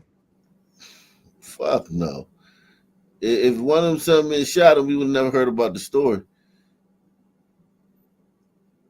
This is family. This is like family. These people are, this is the black community, man. It's a strange place, man. Strange place. Capable of being discharged. Investigators released this photo of the gun they say the team pointed at officers. Less than a week after Amision died, the McClure High School student's family held a balloon release. His family told First Alert 4 then they would seek justice. My question is, how can I be? Because he stole a car, hopped out with a gun in his hand and pointed at a cop.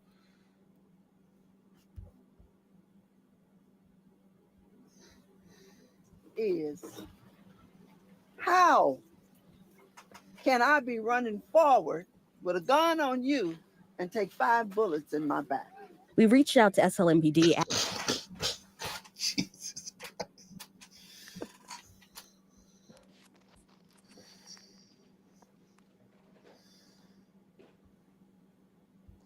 The logic is amazing, man. We reached out to SLMPD asking if and when the body camera footage of the incident would be released to the public. The department says, quote, the SLMPD does not release video during ongoing investigations until the case file is reviewed by the Circuit Attorney's Office. And again, no word on when we will be able to see that video since the investigation is ongoing. We will, of course, keep you updated. Live from downtown, Morgan Harris, First.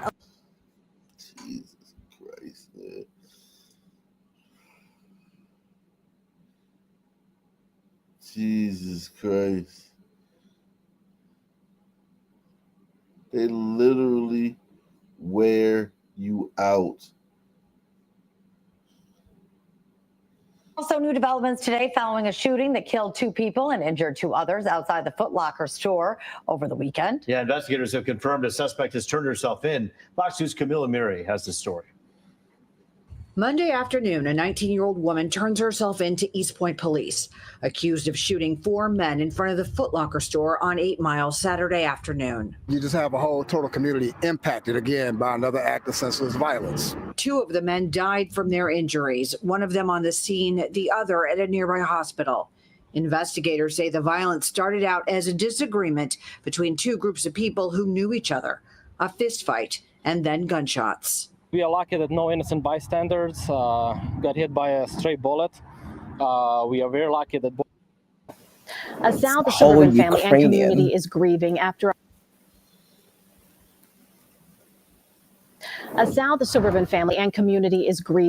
a Homewood Flossmoor High School student died in a crash.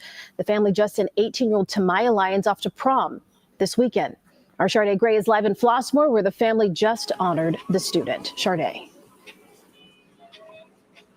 Well, Erica, family and friends of Tamaya Lyons are actually gathering right now where they will be releasing blue and purple balloons. And they say those blue balloons represents the dress that she wore to prom. We spoke to a high school friend who says that she was so beyond excited to attend prom. Now he's in utter shock that she's no longer here. The family shared this picture of Lyons the day of her prom. Dressed in a sequin blue dress, Lyons was all smiles. Around 4:30 Sunday morning, Lyons died in a single vehicle crash on the Sibley Boulevard ramp to I-94. Police say Lyons was in the passenger seat and a 16-year-old male was driving. He was not injured. Homewood Flossmoor High School says it's a very sad day for the HF community.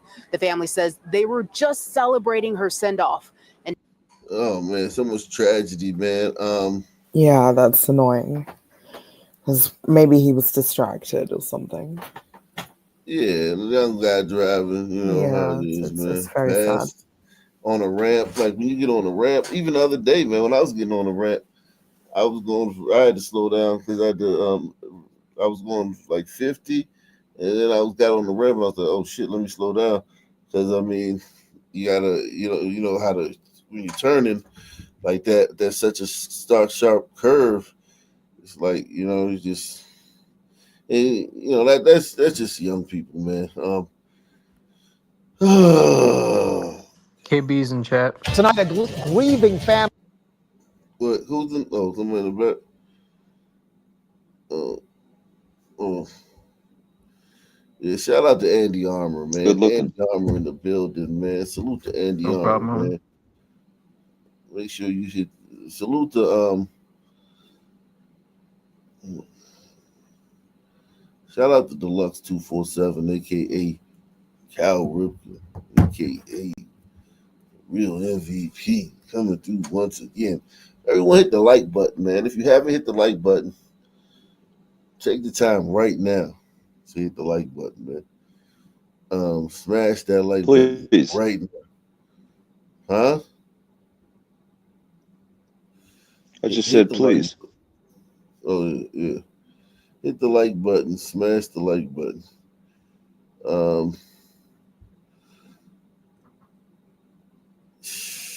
Man.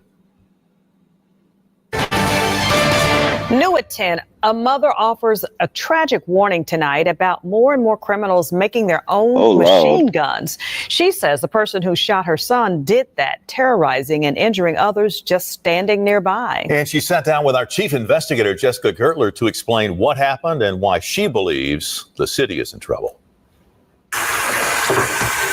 It took a while. He did most of this when he was here. To step back into her kitchen. Did most of the cooking for my granddaughters, and couldn't nobody make biscuits like him.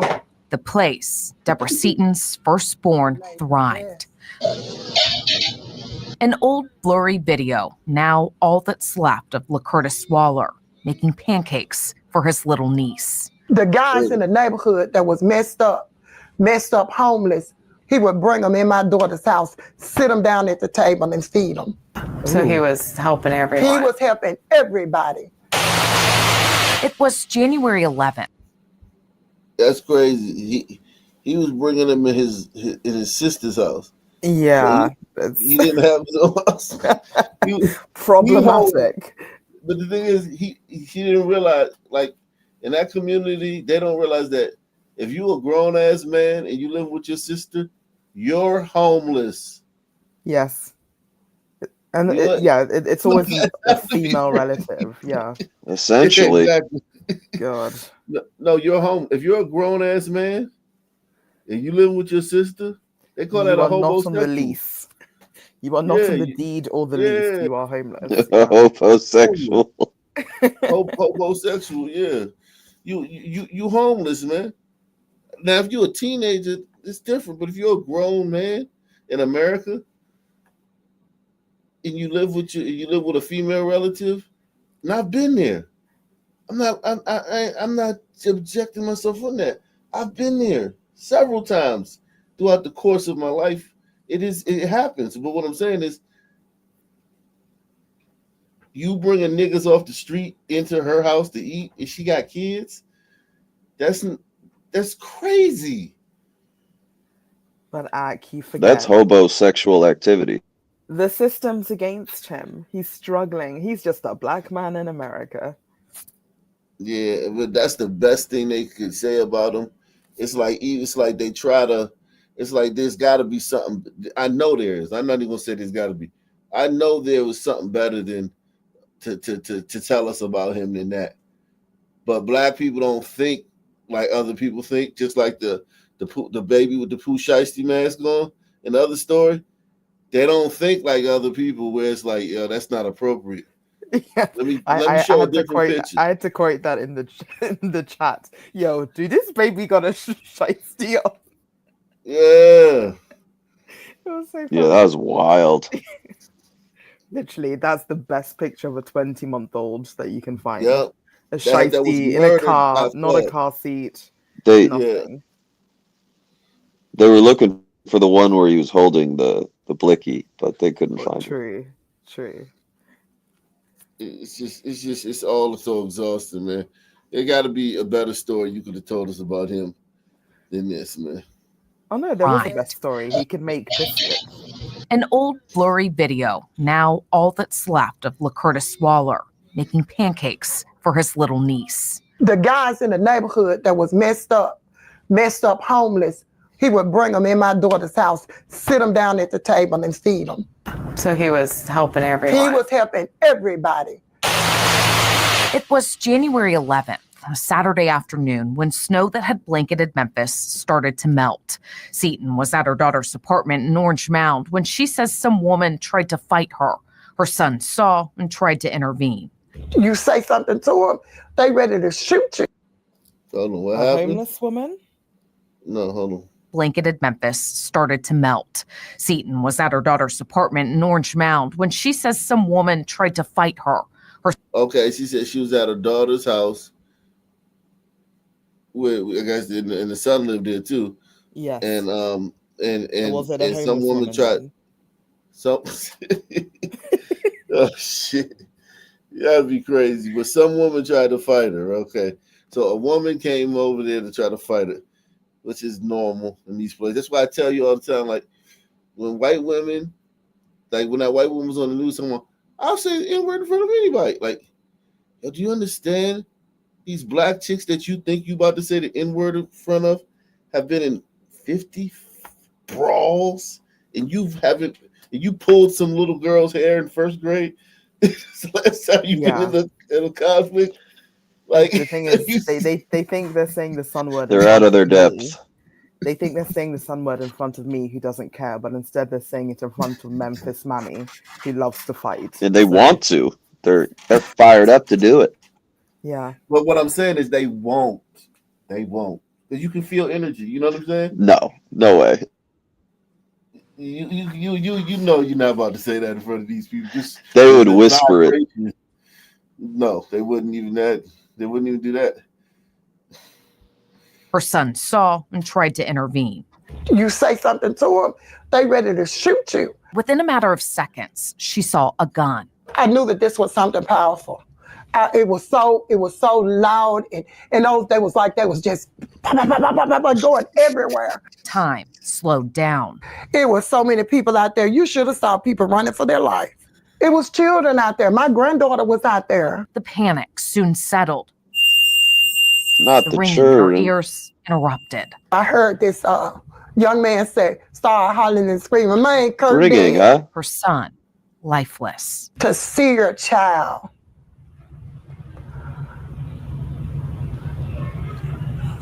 in the streets, shot, face down, in the snow and the ice. This was murder, cold-blooded murder. Police say one other person was also shot that day. Seton believes they were hit by a stray bullet. When they was talking about it, they were saying, "Man, that was a Glock. That was a Glock with a switch on it." WRAG investigators have told you about a switch, the tiny illegal device criminals are attaching to their Glock to convert it into a machine gun. Law enforcement calls it an emerging threat. Just watch.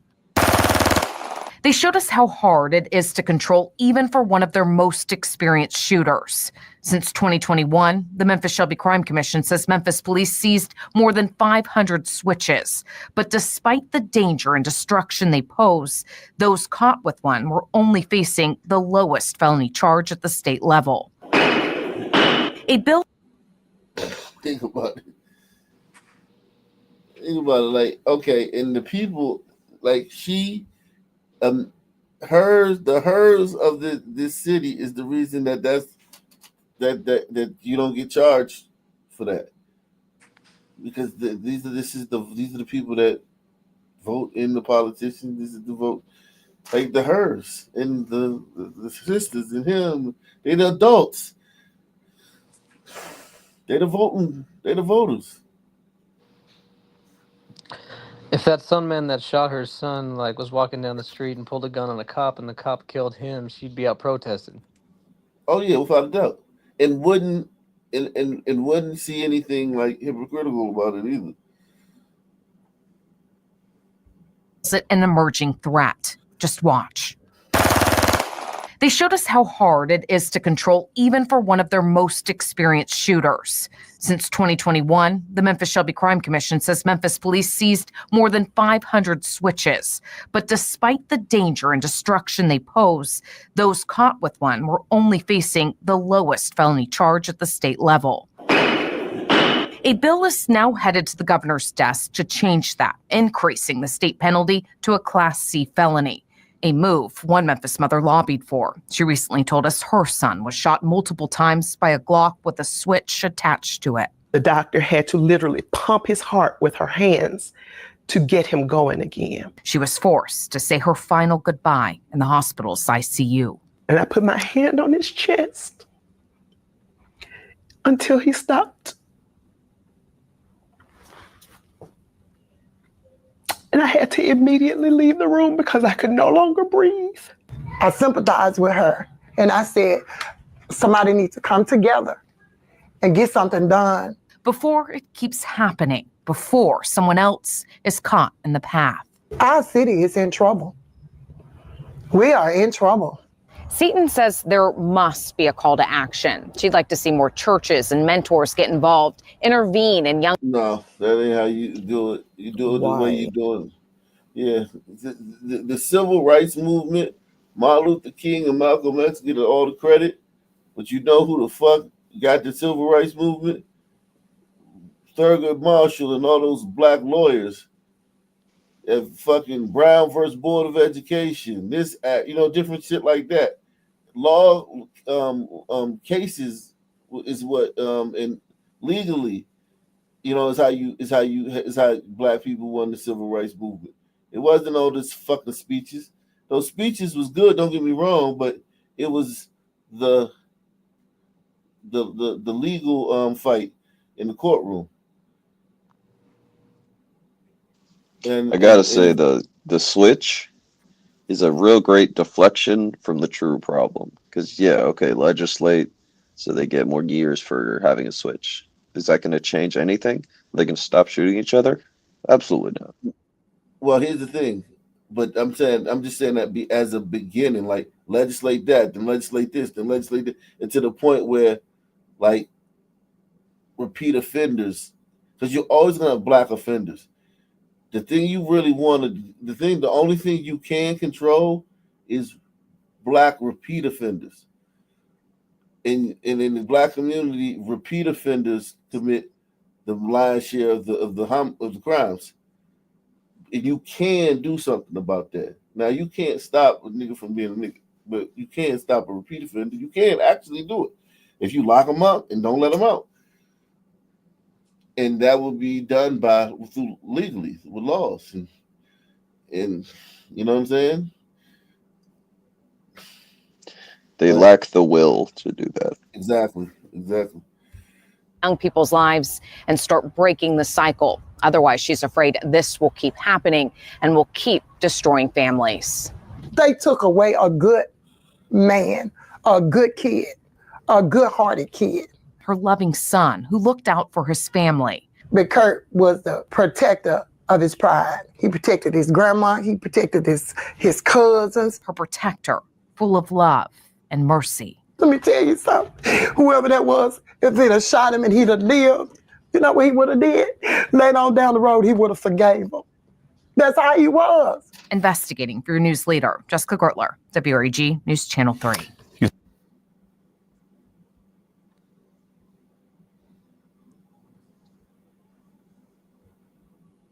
That mindset got him killed. Was a I'd bet. I mean, it's a girl fight. The girl obviously had some dudes with her. He went in to break the fight up, and they started shooting. It's really that simple. Yesterday was a devastating Tried blow to help. to our family. What we heard was not something that we wanted to hear. But was I shocked or surprised? No, I wasn't. Those defense attorneys were allowed to go in front of the judge and basically tell the judge that even though this happened in Shelby County, that the people of Shelby County was not smart enough. Talk about it. Was not smart enough to look at the evidence and make an impartial decision. So they were allowed to go into another county where I feel that county, Hamilton County, 100% white, didn't give a rat's butt about my son. They were allowed to come here and look at the evidence, but they didn't see the evidence. What they saw was a black man running from the police. What they saw was a black man running from the police. Say that. So why They is a didn't black care man that my running son from the was police? afraid. I mean, they always answer I their mean, own he questions. was a black in guy, their so that's what they statements. saw. You fucking idiot. Jesus. And then someone in ad-libbing, 30% white, as in the county. But if their son was the defendant, they would be so happy that he was found not guilty.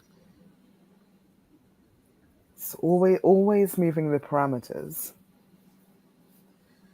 Always fighting a battle, a fucking moronic battle like this. Like, this is such a fucking, like, nigga was running from the fucking cops, man. Even if you are correct, you know you don't run away from the police, because it gets to a point where they're not going to listen to you being correct, and all they'll see is that you ran. You're a And if you suspect do, running. you drop your gun. Exactly. Exactly. I don't get the whole resisting thing. It's like it's never gonna go your way. Yes. It never works out. It's so much easier to be What's the detained. point? Explain the issue, okay? And usually, police apologize. They're like, "Oh, we thought you were. No worries, you can go now." But these black people can't even wait for the 5 minutes it takes to dissolve. Anyway, what am I talking about? They have no emotional regulations. Right. They do have funny names though, like Rove On. Yeah, this whole stream with the names alone has been something. It's insane, man. It is literally exhausting. I mean, exhausting. It's funny when she was reading her Pay speech. for his she's life. like, they thought we was not gonna be smart and shit to read this, read the evidence. Come on. Oh hell no! Shout out to Marcy, man. He says a chicken in every pot and a switch on every Glock. My kind of policy. They didn't care that even though they're not from here, they didn't realize that people were going around dressing up as undercovers and carjacking people. Come on. They didn't know that because they weren't What is she from talking here. about? So what? Dressing up as undercovers and She must be hot. even though they're not from here, they didn't realize that people were going around dressing up as undercovers and carjacking. Oh, dressing up as undercover cops and carjacking people. So that's the story. He thought that those 6 cop cars that surrounded his car. That think about it. All right, let's just say that there's some band of sons that like, you know what, man, we could dress up, we could get a car like a police car, like I guess a Crown Victoria or a you know what I'm saying, whatever kind of car the cops drive, right? And we could the undercover cop, not the undercover, but the unmarked cars, right? We could get one of those, and we can go pull people over and then carjack them and pretend to be cops, right? right? All right, fine. But if you're a driver, right? And 6 cop cars surround your car, what's the odds that that's a fake? Like, you know what I mean? None. It's 0. You got the fucking cartel on your ass? Like, come on. No, because then the parameters will change. But black people aren't police officers, so they can't be proper cops. Oh yeah, that's right. All cops are white. It's only white people who are cops, so they can't be. So then you won't believe that they are. But dressing up as an undercover cop is just an oxymoron. That doesn't make sense. I think she mean unmarked cars because the Scorpion unit was unmarked. They're all in black, aren't they? They're not in like squad cars like that, and they got a vest and stuff on, but they're not like so not really undercover, just unmarked. Yeah, they're unit, a special unit. It's like just she's going to know the difference, KB. Yeah, a special unit, right? But it's like, okay, let's just say that was the case. He had the whole fucking police force down here on his ass. It was like, yo, and it's like, yo, this at some point you gotta be like, all right, come on, man, cut the bullshit. Like, even if he was like, oh, these might be the jackers that's going around in unmarked cars pretending to be the police. At the point when there's fucking 12 cops on your ass and 6 cars surrounding you, it's not the fake fucking dudes running around. People. Come on. They didn't know that because they weren't from here. So even though they're not from here, they didn't realize that people were going around dressing up as undercovers and carjacking people. Come on. They didn't know that because they weren't from here. So those people were allowed to come in here, look at the evidence, and deny the evidence, and give out a not guilty plea on each count.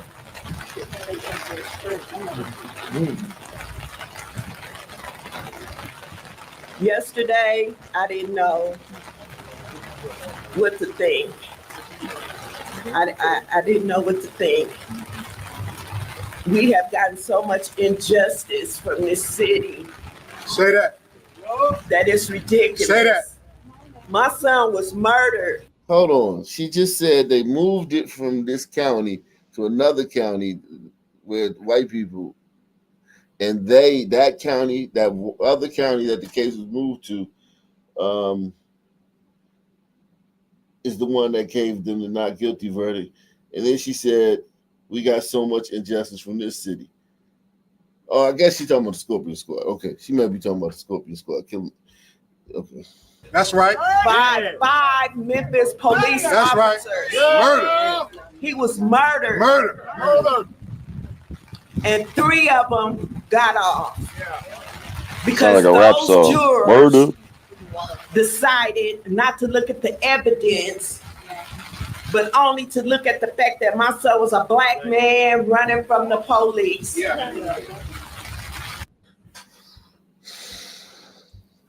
And then they murdered him. Yesterday. New guys in the back. It's hard to root for, man. What's going on, man?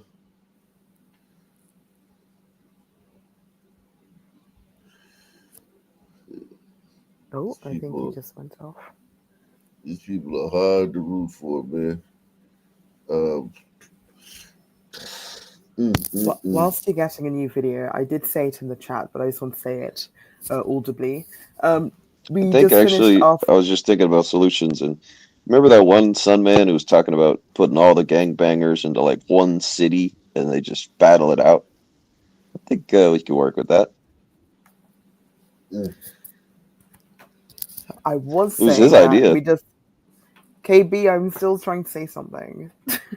I think he's got a delay or something. You got a delay? Yeah. Okay. Anyway, I was saying that we've just finished the 4 days of the VE commemoration. So remembering all the veterans and anyone in the chat who has British ancestors who did fight in the Second World War and experienced VE Day, remembering them and thank them for their service. Those who are still here and those who have gone. So yeah, because we had the 4 days from Monday to yesterday. Oh wow, that's like Veterans Day. No. It's the victory over Europe. Oh, Yeah, so the victory in quotes. well, look, we all know kind of backstories about it, but at least a lot of WASPs died during that. No, I hear you. They were a great generation, so yeah, just remembering all of them. Speaking of that, did you guys hear Ye's new song? Hell, I didn't hear it, but I saw it. I don't care. It's pretty hilarious, man. I mean, he kind of like when he said he sucked his cousin dick for 8 years. Yeah, he jumped the shark a bit.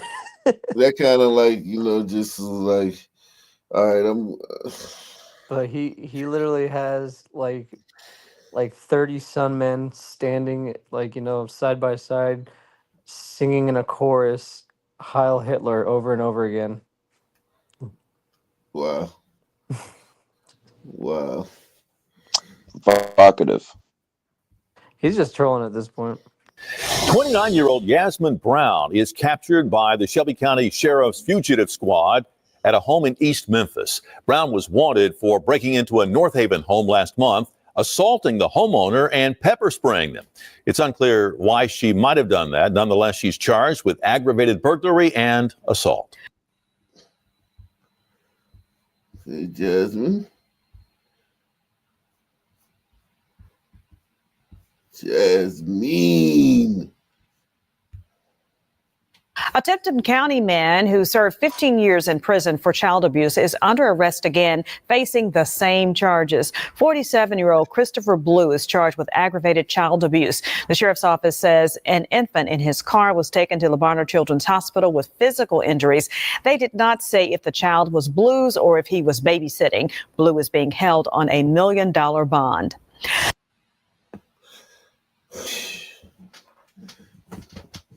Jesus Christ, man. Every city is the same fucking story.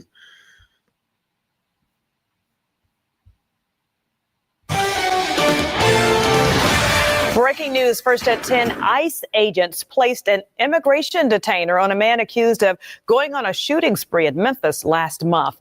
Hello, I'm Stephanie Skurlock. And I'm Greg Hurst. Homeland Security says Enoch Martinez entered the country illegally as an unaccompanied minor 11 years ago. He was placed with a sponsor here in Memphis and was ordered removed from the country 3 years ago. Martinez was arrested and charged last month with 5 counts of attempted murder. Authorities say he fired shots at a family member, then drove away from that scene, firing shots at drivers on Sam Cooper and then I-240, wounding 2 people. He was finally arrested after a police pursuit that ended with a crash. Wow. Jeez. The hits keep coming. Wow. Jeez. Uh-oh. A disturbing story out of Tipton County, where a man is accused of beating his mother. The woman was hurt so badly that she was brought to a hospital here in Memphis. WRAG's Harrison Klopp spoke with the sheriff about the violent incident. Saturday night in the hilly roads of Burleson, Tennessee, a woman covered in blood walking down Highway 59. Police were called and upon further investigation found out the woman's son was responsible, and she was leaving the house after being physically assaulted. As the investigation unfolded, it was determined that the victim and her son had been out for dinner, came home, and an altercation ensued between the two of them. It led to the point that that the son severely beat his own mother. And while her son, 27-year-old Dylan Patrizio, is currently being held on a $500,000 bond for an aggravated domestic assault charge, it's still unclear why he beat his own mother. I don't know what triggered this suspect to do his own mother like that. There's obviously something He had a lot of anger built up towards his mother for whatever reason. Those reasons are unknown as of right now. The pictures of her from the time that the deputies first got there, and the swelling and the bruising, the cuts, you name it, the poor woman just, she went through hell. Patrizio has a court date on June 10th, and his mother has reportedly been in and out of the hospital. Your own mother? Really? That would be a good Mother's Day for her. This will be one she'll forever remember. And not in a good way. What's complicated about it? He's probably an incel, lives with his mother in one room. She probably paid for the meal, so he's emasculated. He's a loser. 27, yeah. 27 is living. Yeah, he's homeless. Yeah. Yeah, it's so hard for a white man to get a job out here, man. This system that's against all the men that they created. Man, got to suck. Man. You guys in the back, and Jimmy Fields as well.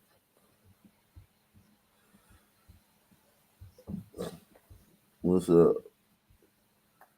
What's cracking? Let me see. Cincinnati. That's where I wanted to go. Cincinnati.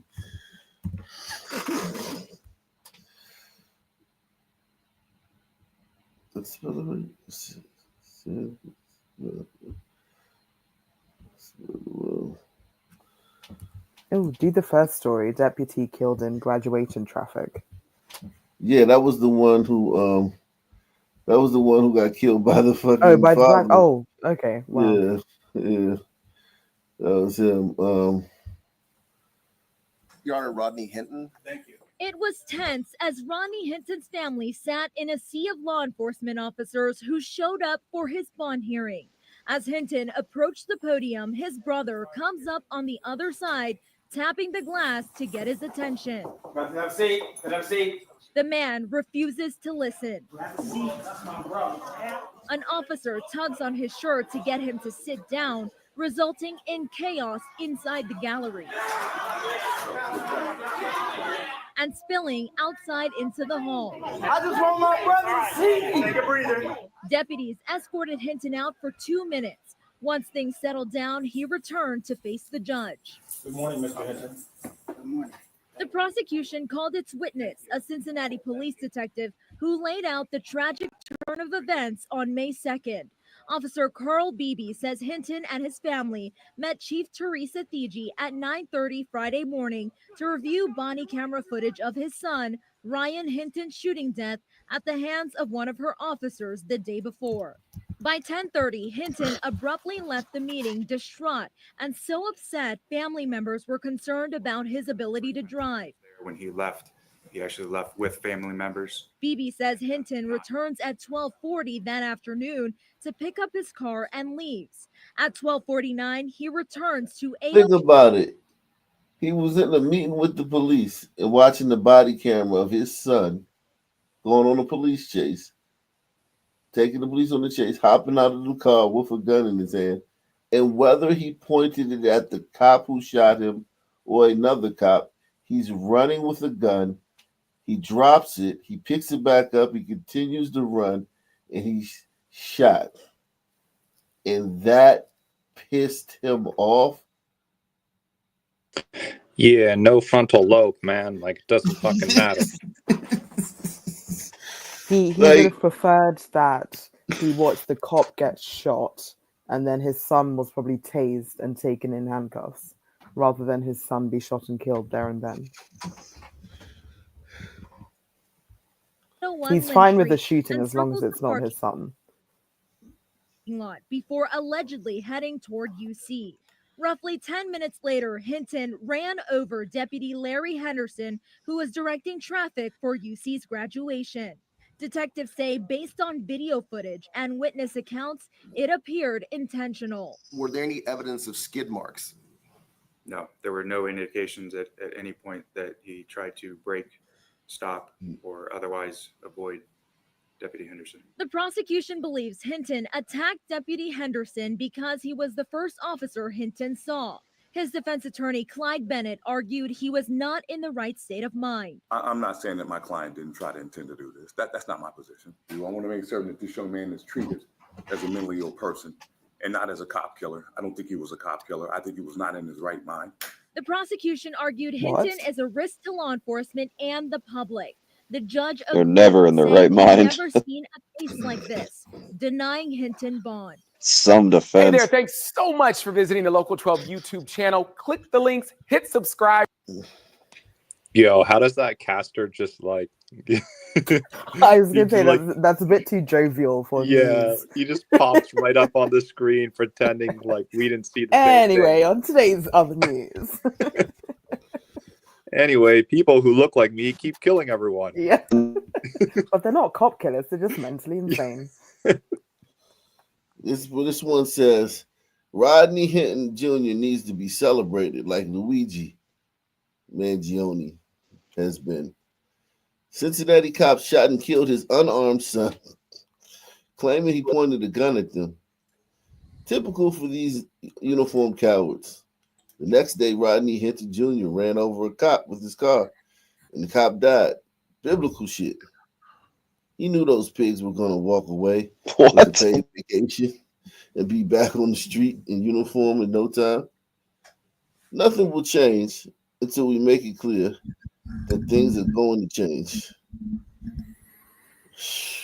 Strong position for a strong black father.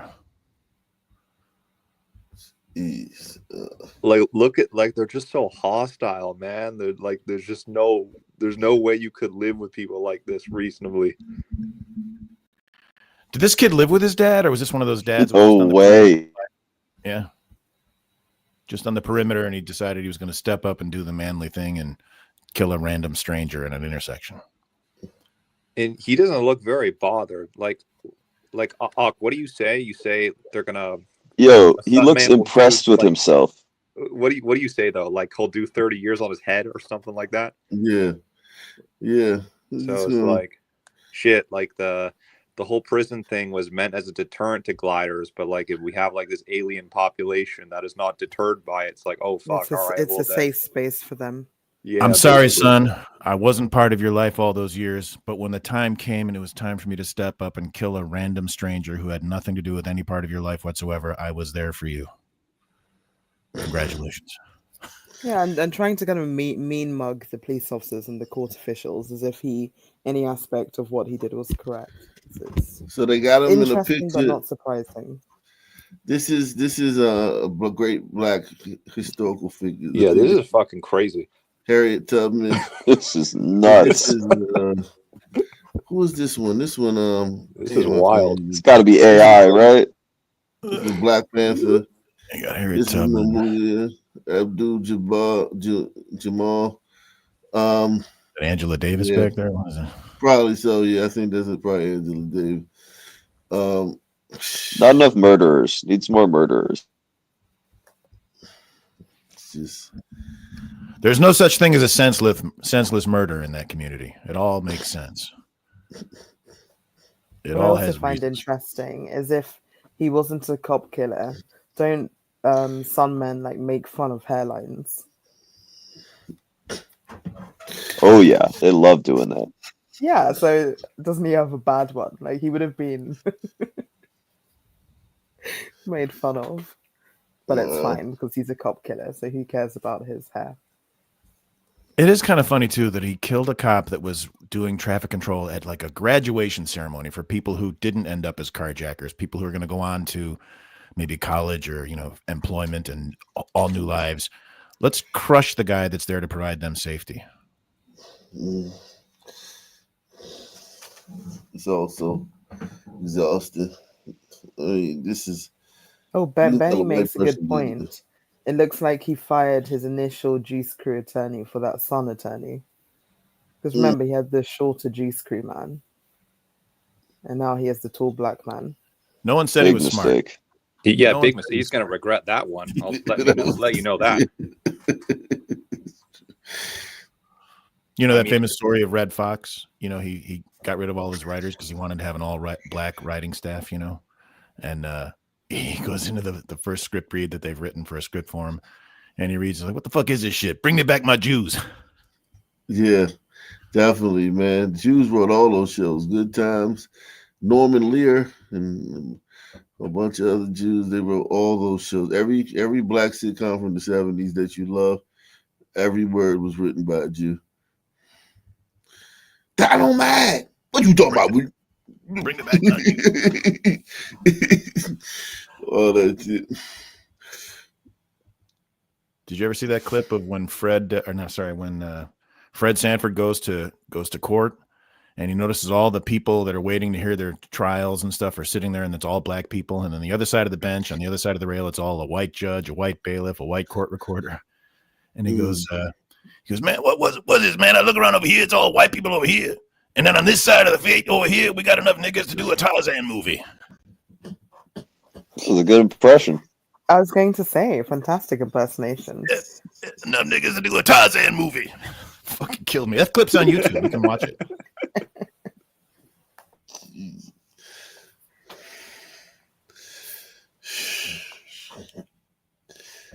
Wait a minute. Did I just drop an N-bomb? Sorry about that, world. Who cares? I hope it was the hard ER. Yo, you got to do it every once in a while. Let him know who's in charge. It's been so long since I've heard. I forgot it had an R on it. It's been a while, you know. You don't hear it much. Did you get that email I sent you? No, what's that? I sent you an email of a Give, Send, Go that I set up. It's pretty funny. Check your email. I set up a Give, Send, Go. The position is like, I'm just afraid that I'm going to say the N-word and it's going to get me in trouble. So start paying me now so I can get a new house and stuff. It's pretty good. Preemptive measures. Preemptive. I know it's going to happen because without a doubt, one of these guys is going to stab someone in a Kentucky Fried Chicken or something like that. And I'm going to say the word and then I'm going to ruin my life and my family's life. You got to help me. Send me This money. one says, "Wow, I understand he unalived a cop, but don't act like he just was outside doing this for no reason. While many won't understand his reasoning, there was one. Most parents will do anything for their child, except be in their life when they're alive. Put them on the right path. I'm willing as a parent to murder a total stranger in cold blood for you, son." Now these devils took his GoFundMe down and kept the fundraising efforts for the white woman who called the child the N-word up. Who committed no crime. But who mad at that? That child will never get over that. You know what? Mad at that? That baby woman, gremlin. That woman pisses me off, Shiloh, because, you know, this white woman goes down to a park, sees a 5-year-old autistic black kid, calls him the N-word. I mean, that's got to be the most heartless and cruel way for a 5-year-old black autistic kid to find out that he's an N-word. That's really bad. It says, that child will never get over that. Think about the death of confidence, etc. he will experience. White people have that much power that a black kid being called the N-word. Yeah, white people have a lot of power. Holy shit. Yeah, but called by this little like rando white chick. Like, it's not like Hillary Clinton.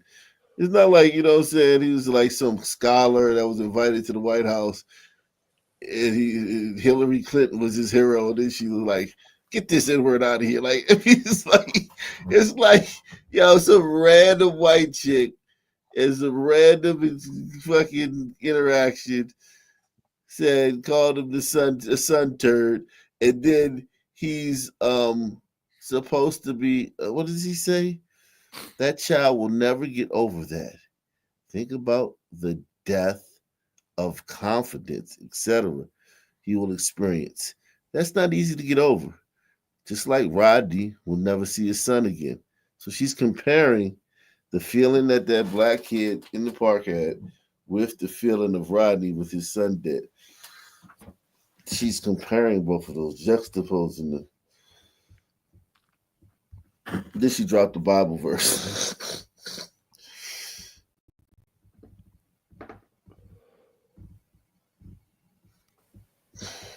Is this your curated IG, Ag?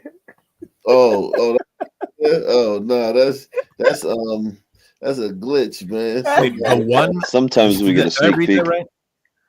That's a The glitch, one, man. the one mistake Rodney Hinton made. The one mistake. Okay. Yeah. It's balloons. Yeah, that's a glitch, man. I gotta figure out. Let me see who hacked my IG, man. I'll find out later. Is there anybody out there that Checking likes out big Angel titties? Reese? Well, I mean, I gotta do videos on her for like my other channel, but Angel cute. She a little, she alright, but she ain't. Facts. She got there. Yeah. You give her too much grace, Ak. Yeah. Yeah, man. I'm trying to be nice, man. I'll be trying to be nice on my other channel, man. I don't gotta, you know what I'm saying? I don't gotta, blast them girls like that over there, man. Let's see. I feel you. Ryan Hinton. It's not worth it. Yeah, it ain't. It's just I got this, so I can do it. I can get my rocks off over here. This will say, this Talk News, this is the leader of Black Lives Matter, man. He say, clearly not guilty because of temporary insanity. He needs our support. If you go, no, what the fuck? I wonder if he'd give that same defense to Shiloh Hendrix. Clearly, she's not guilty of anything. She was distressed, and she said that N-word out of distress. I wonder if you get the same pass for saying a word as you do for murdering a man with a car. No, hell no. I haven't seen one person that feels that way. So I'm sure. In a way, what would be more insane? Sorry, what would be more insane than saying the N-word to some black person? That would be almost like a death wish. So it is kind of insane. I think she has a good defense. Yeah, where it actually a crime to say it. Because you do literally your life is ruined, and or you could be killed. It's almost like, yeah, I mean, it is. It's a crazy act. It is the act of a crazy person. It says, then please connect me. It says, if you what is this? If you know this family. If he's fucked me up with that. If you know this family, then please connect me so we can help raise money for his defense. This brave, loving man.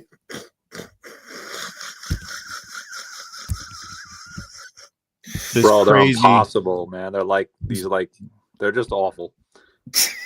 They're just awful, dude. And I'm not even exaggerating. Let's be real. It's 95 out of 100, and that's being conservative. Yeah, when the backlash, I used to always ask, when is the backlash gonna hit? Right?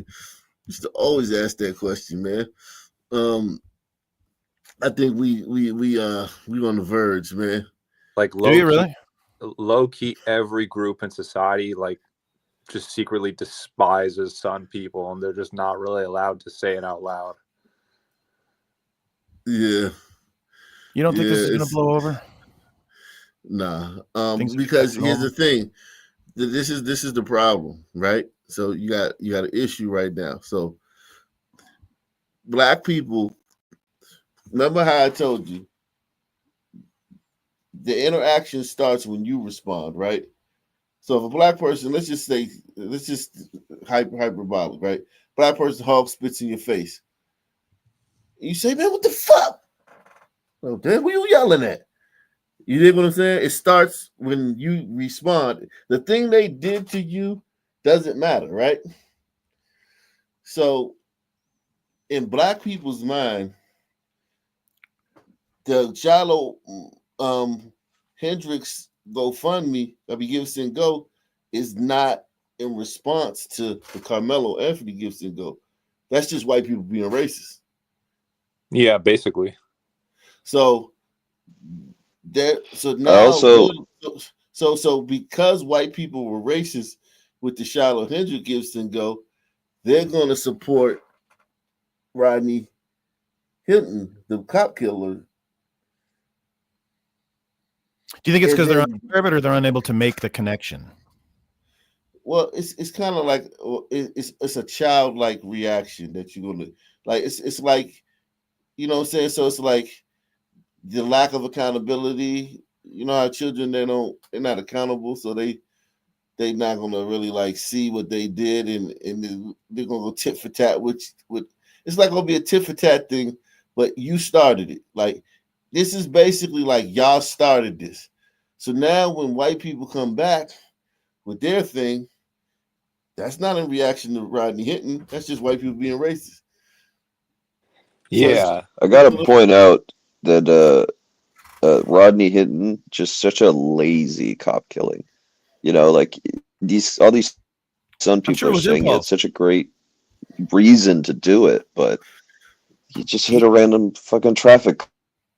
He probably walked out of the going, I'm going to kill the first. You couldn't even get the one that shot your son.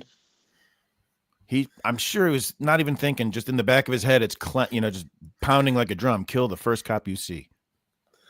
Yeah, there was the first white cop. Yes. Yeah. Yep. But these types of tendencies were not able to be unleashed back home, on the savannah, because the chief wouldn't put up with that shit. So it wasn't a problem until Europeans, took the Sun Man and brought him to the New World. Was Mossy up here earlier? What's this? No, Mossy.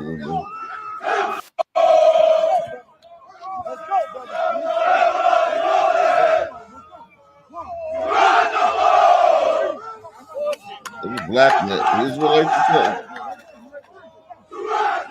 Time to go, honey. Everybody get in the car. Yeah, time to go. Oh, let's go get some ice cream.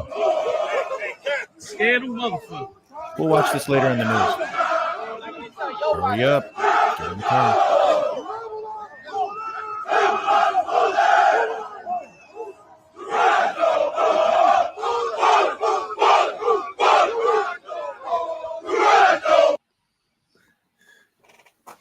And all these guys, a lot of these people are fucking losers. Like, I know a lot of like people that be like into that like shit. I'm not gonna say necessarily in these groups, but that be like in that like susceptible, that type of like knowledge. Black people that think like this, like they read books in prison and they come home and they think they know every damn thing. These guys, they couldn't. If they had to come, if you had to come up with $10,000, you probably couldn't come up with 10,000. You could. This group couldn't come up with $10,000 out of their own pockets.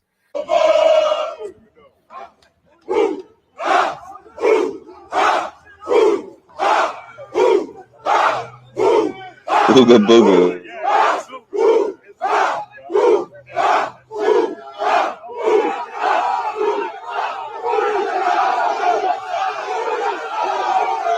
Kill the farmer. Kill the white farmer. This is America. I know. Kill the.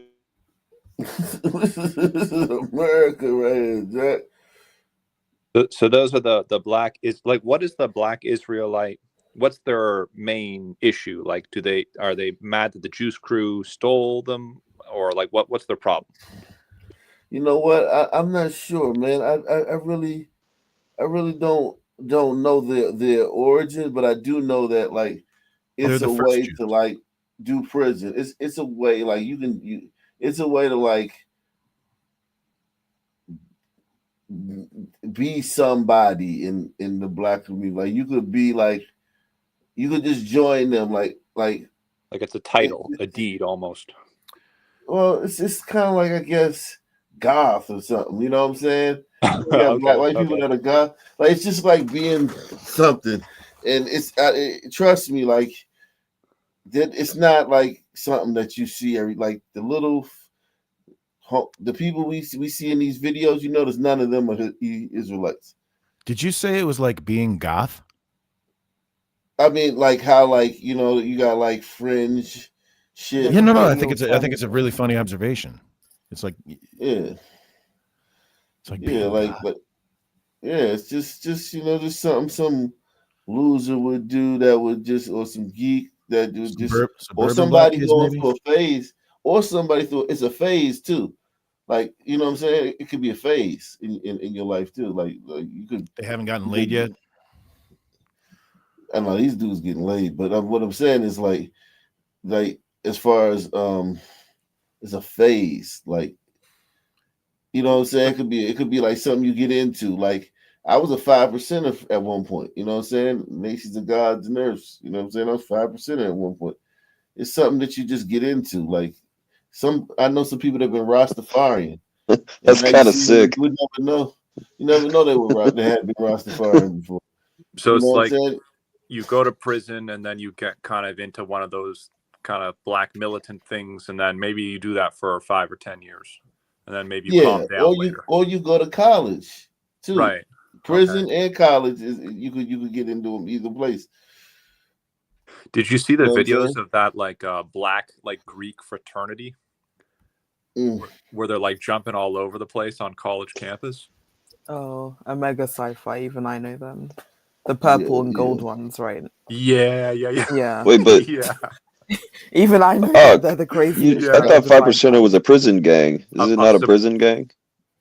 No, 5% is just they ran the New York prisons in the 80s, but they're not a prison gang. They're just like an offshoot of like the Nation of Islam, but it's like weird. It's like some guy came over from like Fard Muhammad, some like a mulatto or octoroon came over with this. It started this religion like in the 1920s, and then it grew into the Nation of Gods and Earths, saying the black man is God. Like it's like you know what I'm saying? The black man is the true and living God, and da da da da. And it grew and it evolved over the years to what they got now. But at the same time, I was only in it for like a year. I'm quick to I'm Aquarius. I jump from shit to shit.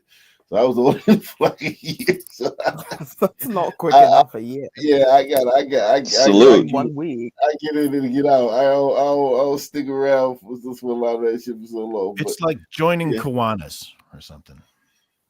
yeah, What's it's Kiwanis? It's like the Boy Scouts or something. Yeah, it's kind of like the Boy Scouts thing, with like a little more heavy religion in it. I think Christian. Oh, okay.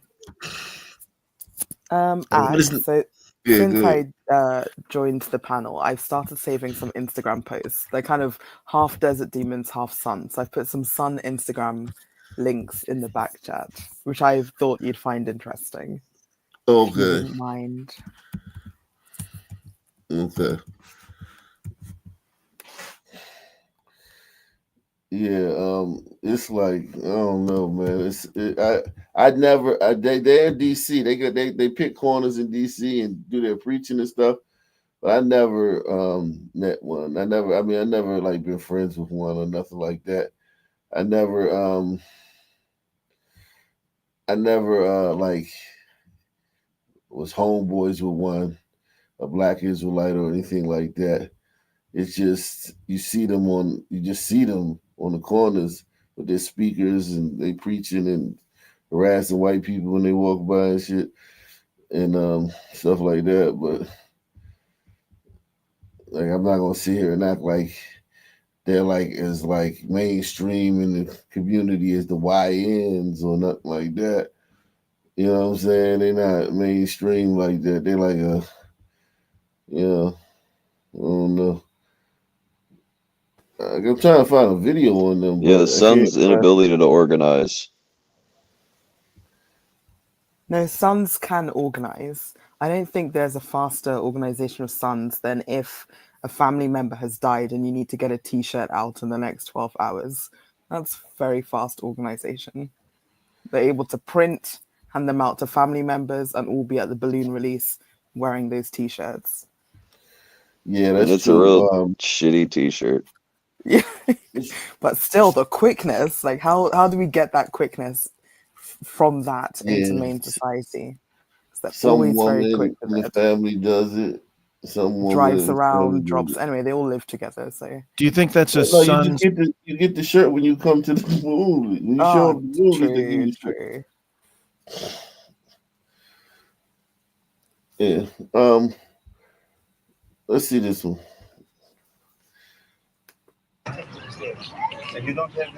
Beit Israel is a community originally from the United States with roots in the Black Hebrew Israelites movement. Now based in Israel, the religious group believes Tel Arad to be the true Jerusalem.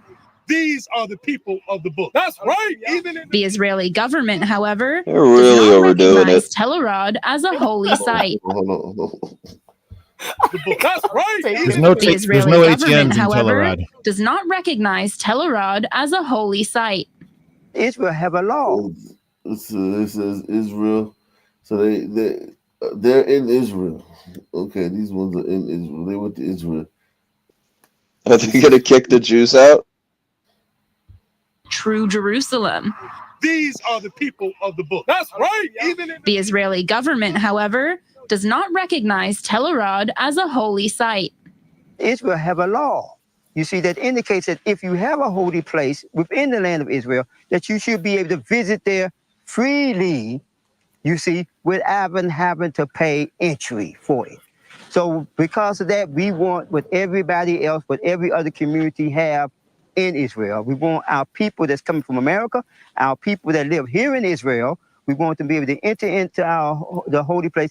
Leader of Beit Israel, Hoshua Amariel, is citing an Israeli law enacted 52 years ago. The law says holy places will be protected from any desecration, with freedom of access to those who hold them as sacred. Tel Arad is currently under Israel's Park Authority, where it is being treated as a national park and campsite. Beit Israel's activities are slowly being banned from the site, and its members must pay a fee to enter for prayers. I fear God more than I fear men. You understand? So we do go ahead and do what we're required to do, but we have a backlash afterwards saying that we broke the rules of the place. Several years ago, Beit Israel began working with Israeli lawyer Daniel Taib. Handshake. That's the handshake for the revolution. Oh, Torah no. revolution. Together, they are working on bringing the case before the Here Israeli we government to go. have Tel Arad Unbelievable. officially recognized as a holy place. Over the past year, the situation started escalating. Before last year, Chief Hoshua and his community could go there for their ceremonies and sacrifices. Everything was authorized. No one hurt anyone. Now they are being given difficulties to practice their rituals. So we are stepping up our legal actions to help. Listen, we'll put it Currently, in the the group court. holds We'll most of their settle. We'll get you rituals some money. outside the boundaries of the park's authority. And abiding by Israeli law is beginning to dishearten many members of the community. The scriptures say that the city of David is the same as Zion, or that Mount Zion is the city of David. If the scriptures literally say that, then how can you have a sign that points Mount Zion this way and then the city of David that way? It just doesn't make sense. We know that that's Mount Zion, and we would like to come there Flat earther energy, and man. pray and serve the Most High as we're commanded. That's all. It hurts. It hurt really bad. It's something that I think about every day. I cry about it. I pray about it. I just every day. I'm dealing with it every day. Everywhere I go in this country, it's really hard because that's who we are. That's who we are as a people. Israel's Parks Authority declined I-24 News' request to be interviewed on Beit Israel in Tel Arad. It remains to be seen if the community will ever get the recognition it seeks. So like some like woke, some like Zog Jew, like they're so Zog they Zog themselves, and then they like imported these people. That's how bad it is. And then they regret it and start They trying to get literally them out, Jewed but themselves. it's just ugly. They're as smart as they are. The tiny Smart hats. as they are, right? That's As smart unbelievable. as they are. They did not it does not outmatch the son's ability to find a grift in a loophole and a crack. Yeah, they'll Just find get a his fingers crack. in there. To lean on you. We lean on you. You know what I'm saying? I know they can get money out of this. Just to go away, visit we'll get paid money. in 1995. I really enjoyed the love, the spirit of oneness that was here in our community in Israel. Coming from America, I just knew that this was the place that I wanted to have children and raise my children. In 1998, Tovit picked up her entire life in America and moved to Dimona, a small town in southern Israel. Now, let me just translate. In 1998, she picked up her family and moved to an all-white city to have children and raise their family. They're not white, but yeah. They're not a 100% non-black city. True. Yes. Well, Yeah. I think what probably what people at Awk Nation don't realize is, like, in their society, the religious component of it actually has a lot of power, and I think that's how they got in. Because the religious, you know, there's all sorts of different types of rabbis and like religious affiliations. So they must have found one that saw these people as sufficiently Jewish, I guess, and then that's how they got sponsored, and that's how they got to Israel. Right. And isn't Judaism the spread? Like, I mean, think about it. Like, these people like are very devout, right? So it's like you probably could be like, hey, man, maybe we could use them to like for something. Maybe the Jews are very crafty. You know what I'm saying? No, Like, It fills their quota. no, I don't think that's what I think. Like there's different components of the society, and to appeal to the starkly religious one, they probably found a way in that way. Do you think fucking Bibi Netanyahu wants these people in this country? No, he's like a stone cold, atheist. He doesn't believe in God. But it gives him good cover with the freaks, though. No, you can say, "Look, I have my blacks here." The secular Jewish population, like the white Jews, basically from Poland and their descendants. You think they really want these people coming to their country? No, no, of course not. They don't want that.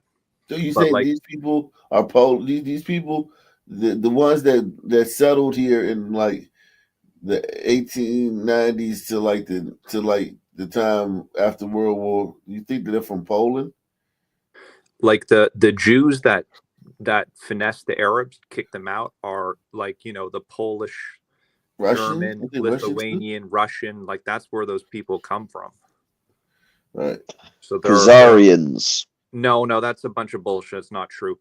Just white Jews, basically. That's what we call them. Just basically the white Jews from Central Europe and what's Europe. Not true? The whole Khazar theory. It's just not true. It's a people. Like it's not a theory. Those white Jews crew didn't build and found the nation with these people in mind coming to it, obviously. Yeah. But they're here. And raise my children. In 1998, Tovit picked up her entire life in America and moved to Dimona, a small town in southern Israel. Now she's lived here for over 2 decades, has had all of her 8 children here, but soon they may all be forced to leave. April, I received a letter of deportation with my name on it, as well as all of my children's names. Think about it. They come through. She came through there and had 8 babies. Think about it. Where's the man? Well, no, I think I'm asking obvious questions. Yeah. She must have had those children, or a lot of them, in Israel, because they're like a very pro-natalist country, and they're She very. had all 8 of them in Israel because she's been there for 20 years. Yeah, we should support them. We should help them, fund them. There you go, Israel. At that time, we had. Let's send all the sons to Israel. And we were told we would be deported from the land of Israel. Tovit and her family are some of 51 Black Hebrew Israelites slapped with deportation orders in April. Now, they're fighting to stay in Israel. Black Hebrew Israelites are a community of Black Americans who believe that the West Africans brought over to the Racist Americas country. during the transatlantic slave trade had belonged to one of the lost tribes of Israel, and that their mission is to one day return to the land they say they were expelled from. We wanted to find out where our roots lie, and our roots lie here. And our ancestral homeland we consider to be here, literally here in southern Judea. So that's how we identify as Jewish. There's some new real estate that just opened up to the west of live there. here and we Think about this. They think that their ancestors that were brought from West Africa were a lost tribe, so they're not going back to Africa. They're going to, that's very, very, that's a very nice little, convenient thing.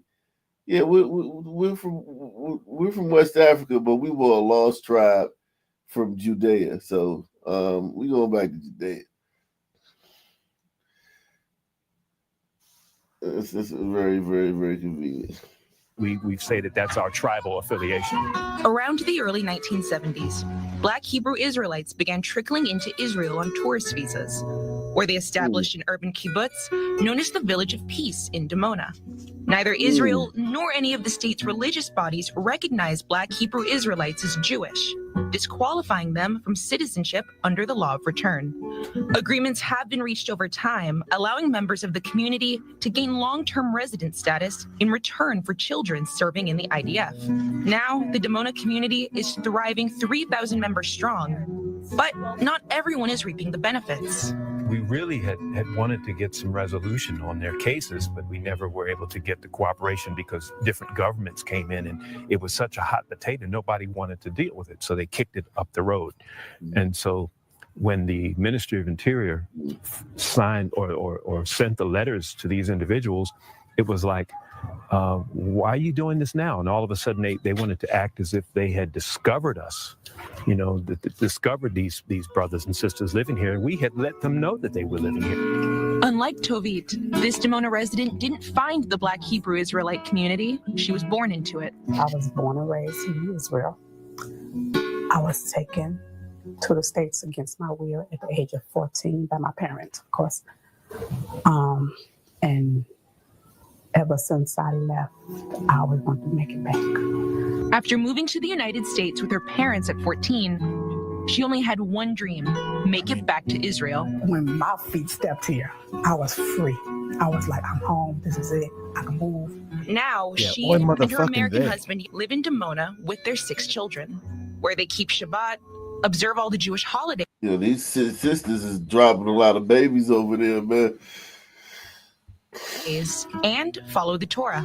We maintain those particular disciplines, especially the spiritual 10 laws. Thou shalt not kill, thou shalt not steal, thou shalt not commit adultery, thou shalt honor thy mother and father. These are tenets that we live by, that govern ourselves. As families fight their deportation orders, parents say even if they lose, they will not take their children to the United States, where they say racism and violence make it impossible to live freely. Jesus Christ. Yo, they're gonna succeed. Like they found a way to turn like the juice crew on itself. Well, it's interesting though. Did they say there are 3,000 there now? Yeah, no, hats off to these sons. Like hats off to them. Like they found a way. If they're not killing each other and there's 3,000 of them, that's amazing.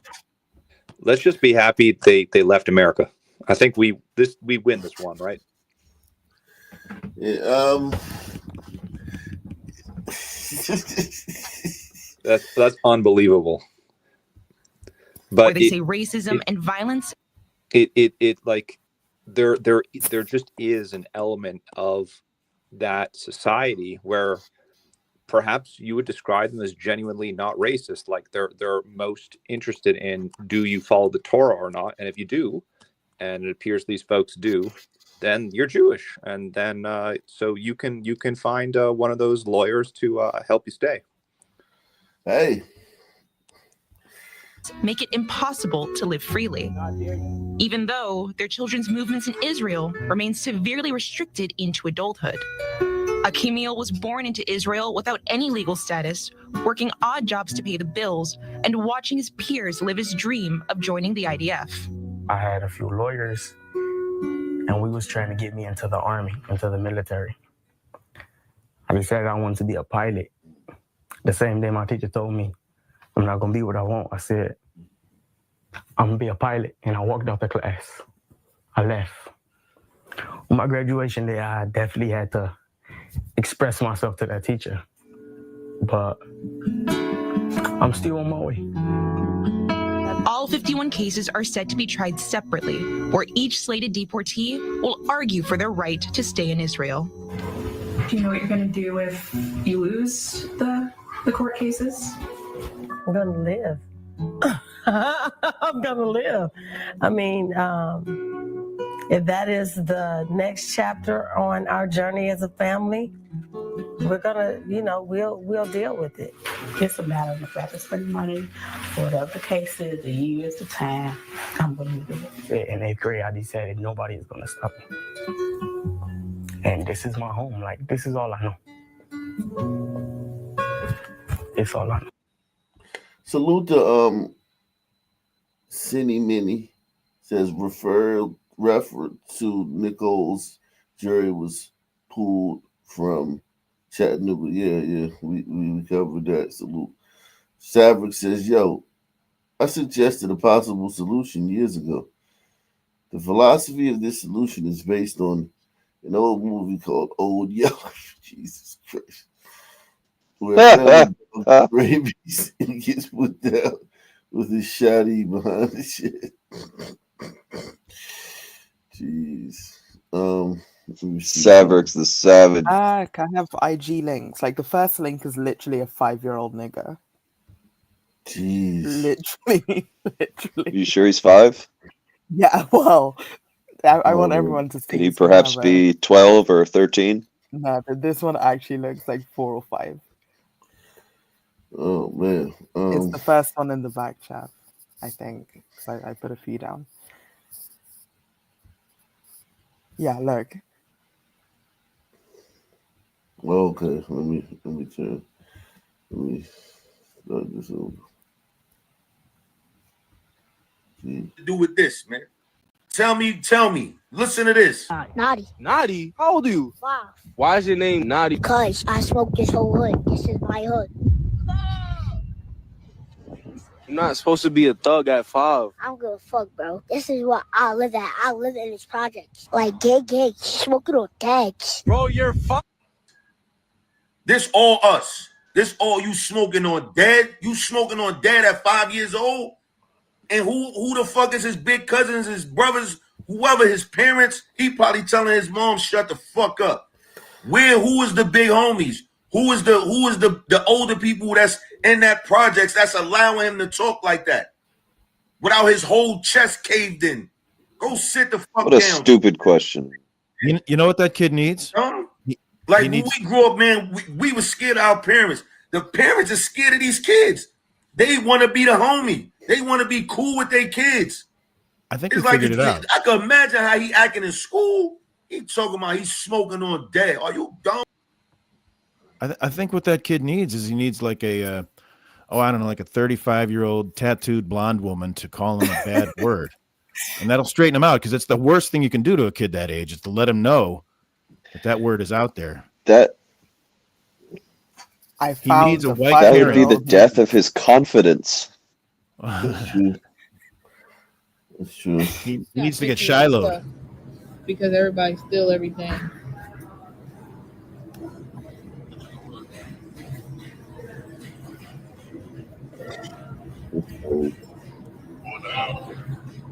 That's some lazy shit. That ain't because people be stealing. I feel like restocking the shelf. They got pictures of the stuff because everybody steal everything.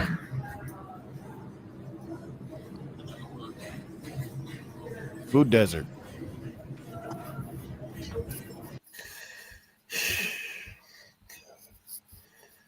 It's just crazy. This one I wanted to ask Wicked for, the next one.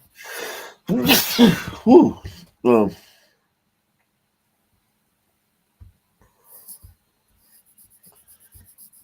Man. I want to see people stealing those flags, those banners. Just It's almost as good as having the food. Like, Wicked needs to answer this. They will.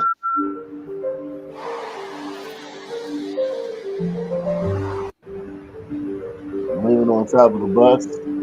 They're not really doing that. Like this. They're is India or split. something? They're split on this. This cannot be real. No way. I can't believe it. It's the AI.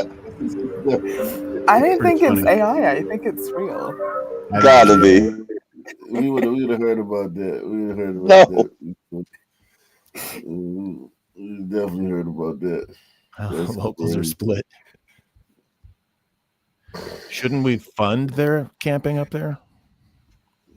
Yeah. Shouldn't they have free needles up Yeah, there? we should get them a double-decker bus. Yeah. Mm. Free needles, double-decker bus. I thought this was hilarious.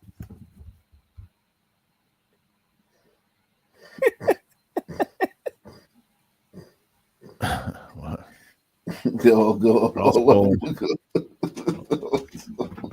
They're all stolen. Oh shit! Well, why would Nike even be selling shiesty masks? To make $1, make a fucking dollar. They Nike all about the money. I didn't even notice the Nike logo, but that's funny. Yeah, Nike ain't too woke. They sold them Jordans. Black folk been killing each other over Michael Jordan tennis shoes for decades. They still sold them.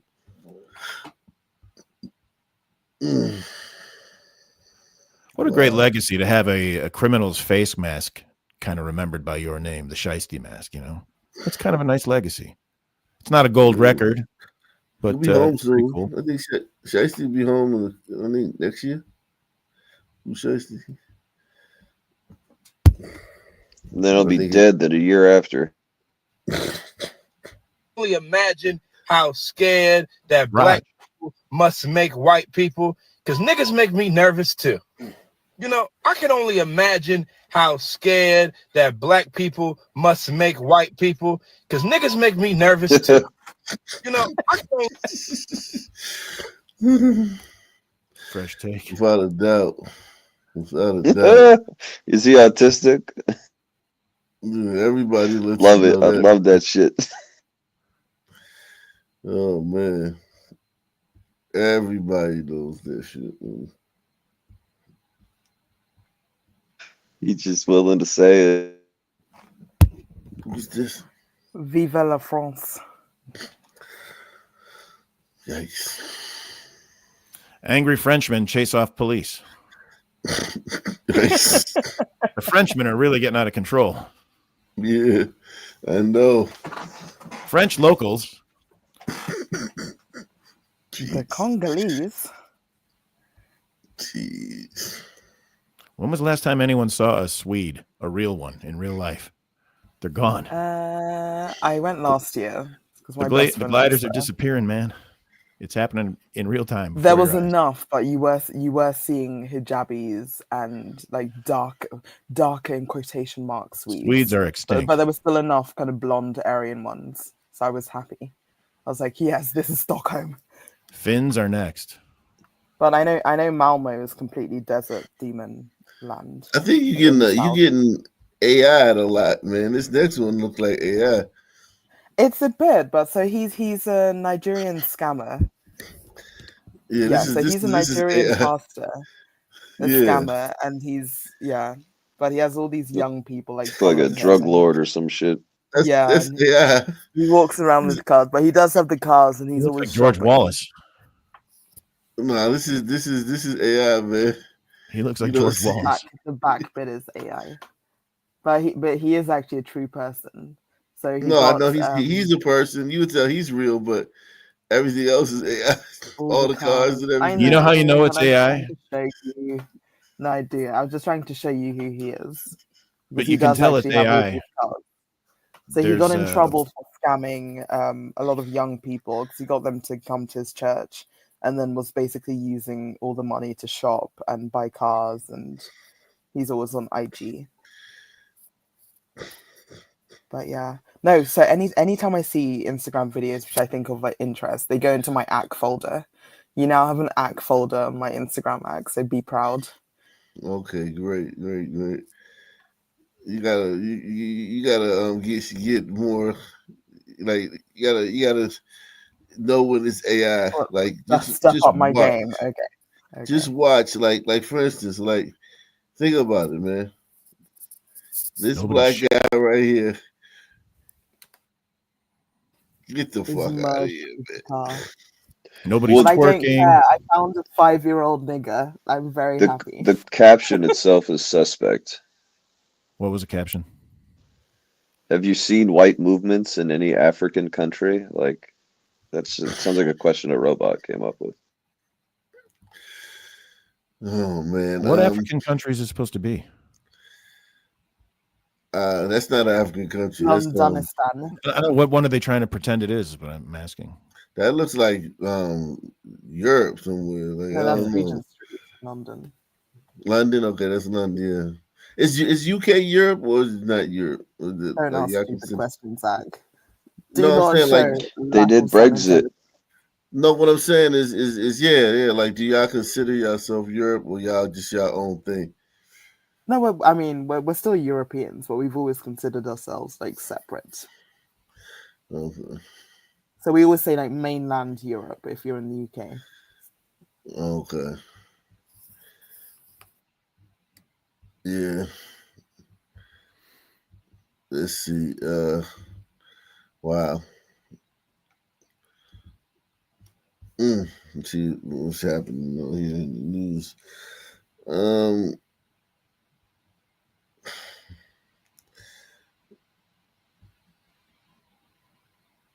Cops track killer. That was a mom with 3 shots in the eye.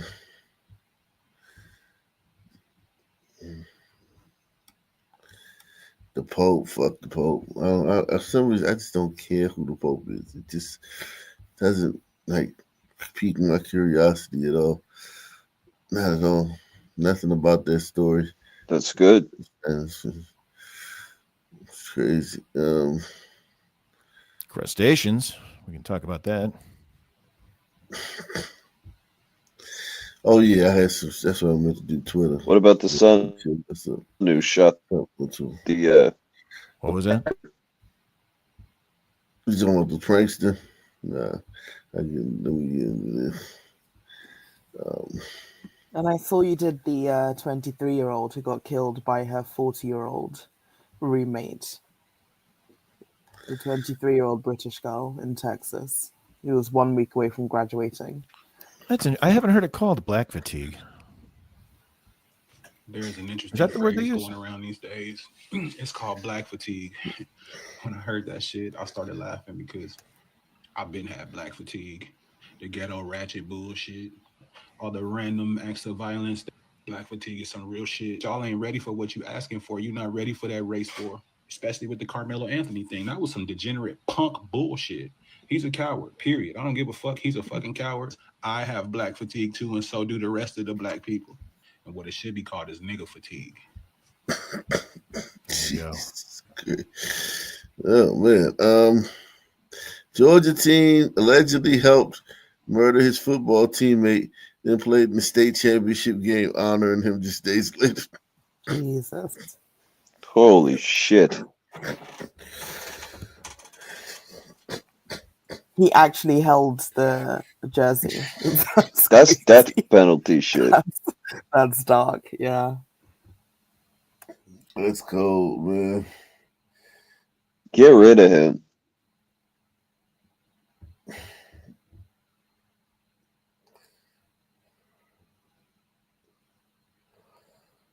this white cop attacking this guy? It says Moby, we need to stick. What happens when an officer doesn't have his gun on him in the streets and inside lockdown? 90% of the time this will happen. Genetically superior will always dominate. Guns help the inferior and handicapped. Who's doing all the killing with guns? Guns help the inferior. What the? This is insane, man. Guns are an equalizer. So it says Somerville police harshly arrest 13-year-old kid for selling flowers without an ID. Yeah, so we're supposed to believe that they were like, "Hey, you're selling flowers." He was harassing people. Yeah, I'm sorry. He's coming up to me with a bunch of roses. I'm saying no, thank you. With It's like, immediate look, effect. show me your ID, and I won't make you suck your own. He was on private property harassing people. Sorry, I don't have an ID. All right, you got to suck your own dick in public. Like, this is again. This is, you're just profiling me. Yeah, it's so crazy that they rate that.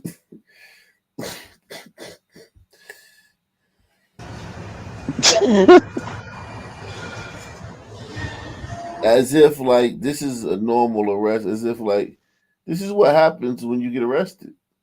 You know what I'm saying? Like yeah, you know, like yeah, you're under arrest. Yeah, you're under arrest. All right, now put your fucking chin on your balls. I thought it was put your hands behind your back. My only problem with this is that it's gay. Yeah, I mean, it's just like, yo, there's got to be something he had to do with him being in this position. This is not how you. I've been arrested plenty of times. I've seen plenty of people arrested. He prior to the recording starting, or maybe the snippet, he did something crazy for him to end up in this position. So what I want to know is if a screenshot of this was taken and then shared amongst his friends, would he continue to be a criminal or would he give up? Like, he's lost all credibility, right? You'd have a lawsuit. No. What are you talking about? No, I'm saying against his other YNs. He's lost No. all credibility with this screenshot. No. He'd be all right. No. Interesting. No way. No way. No way. Only be a faggot or be a snitch. That's pretty much all you can like do. to lose credibility amongst the YNs, man. And then even then, you know what I'm saying? It's you can still, but those are two big things: being a faggot or being a snitch.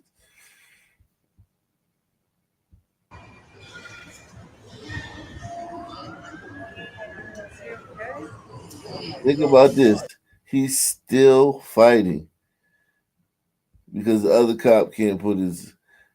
The fact that the other cop is like literally has one cop's ass in his face. Because there's a cop down here trying to handcuff him while this cop's ass is in It's a his female cop.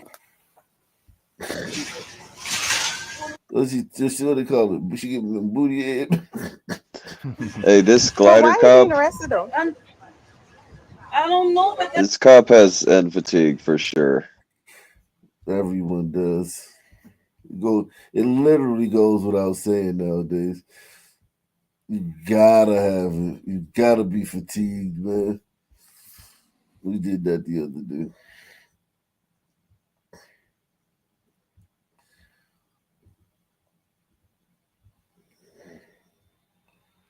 Fatigued or enraged. He said Bill Burr is ugly as Bill and his ugly wife. He got right to the point with that title. That's cold. Damn, that's cold. An average. They just put a statue up for her. He deserves in New York. it. They just put up her statue in New York. Jesus.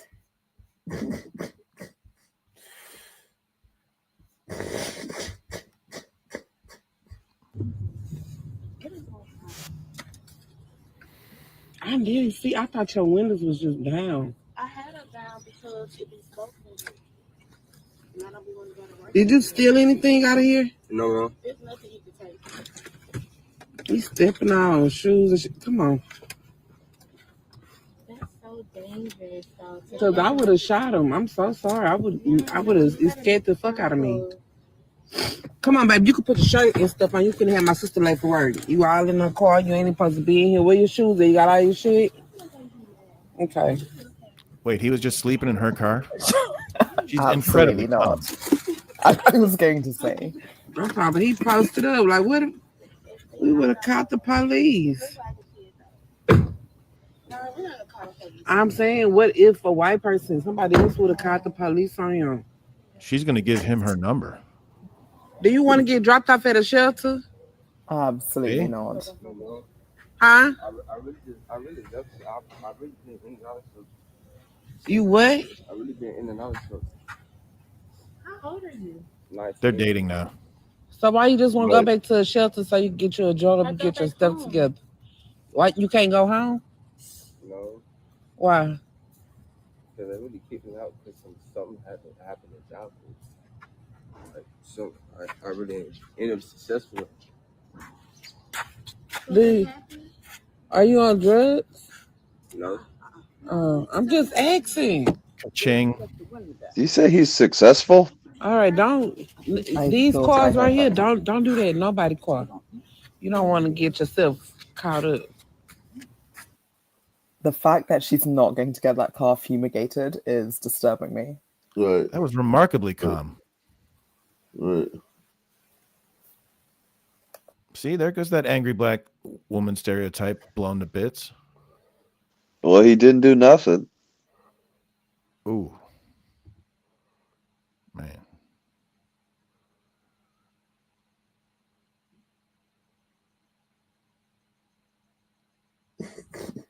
You know how big Derrick Rose is. Derrick Rose is really out here chilling. He's a point guard. Derrick, you mean a lot to the city, bro. I appreciate you, dog.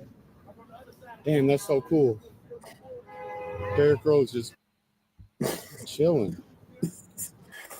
I mean, like, what is he supposed to do? Like, I mean, like, walk around with like a security detail. I don't know. Oh shit! Yeah, I love this. This should be funny. You think he'd be like if he walked around the hood, he'd get robbed, right? Nigga, how He's downtown. Nigga, how they don't understand the things I say There's on just a Twitter. Kanye song you were talking about. Nigga, how they don't understand the things I say on Twitter. Song sucks. All my niggas Nazis, nigga, how nigga, how nigga, how all my niggas Nazis, nigga, how It's a song of unity. It's nuts.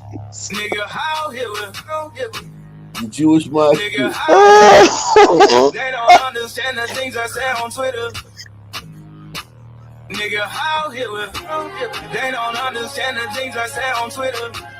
All my niggas Nazis, nigga, how Yo, if you open up a fucking dry cleaner in a Jewish neighborhood, you make a ton of money, man. Shit. They dress like this every day, right? Every day, or they only when they're like only when they're like Orthodox. This is like every day though, like not just like okay. So like if you but some of them don't mind smelling really bad. So I don't know how often they get that stuff cleaned. Okay. I'm just it's just based on what I've experienced. Some of them don't mind. Okay. What was the train one above, Ak? The one above. Up. Oh, yeah, beat the shit out of. This is what I get for getting on this bitch at night, if not at all. Yeah, I ain't. It's just typical. That's hell. Yeah. Let's see. I'm trapped in a tube with Sunteens. No, you seen it. No, she didn't. She put no. I'm allowed to put my seat back. I'm allowed to put my seat back. I'm allowed to put my seat back. The whole trip she pushed my seat. No, you seen it. No, she didn't. She put no. I'm allowed to put my seat back. I'm allowed to put my seat back. She's gonna start shooting. Fatigue, man. Video's too short. Yeah, you don't know what's good. Oh shit. Oh shit, it's crazy. Where was the toilet Damn. tissue? How is it possible that a song can be actually worse than Hitler? You think Hitler's like the worst thing in the world, and then that song comes out.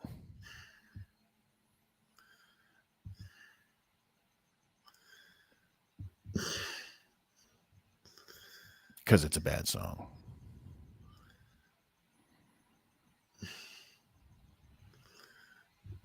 That motherfucker makes so much money on YouTube. Let's see. He's demonic.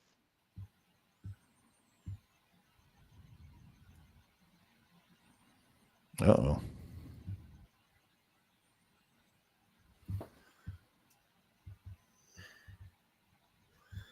Oh yeah, I wanted to kill my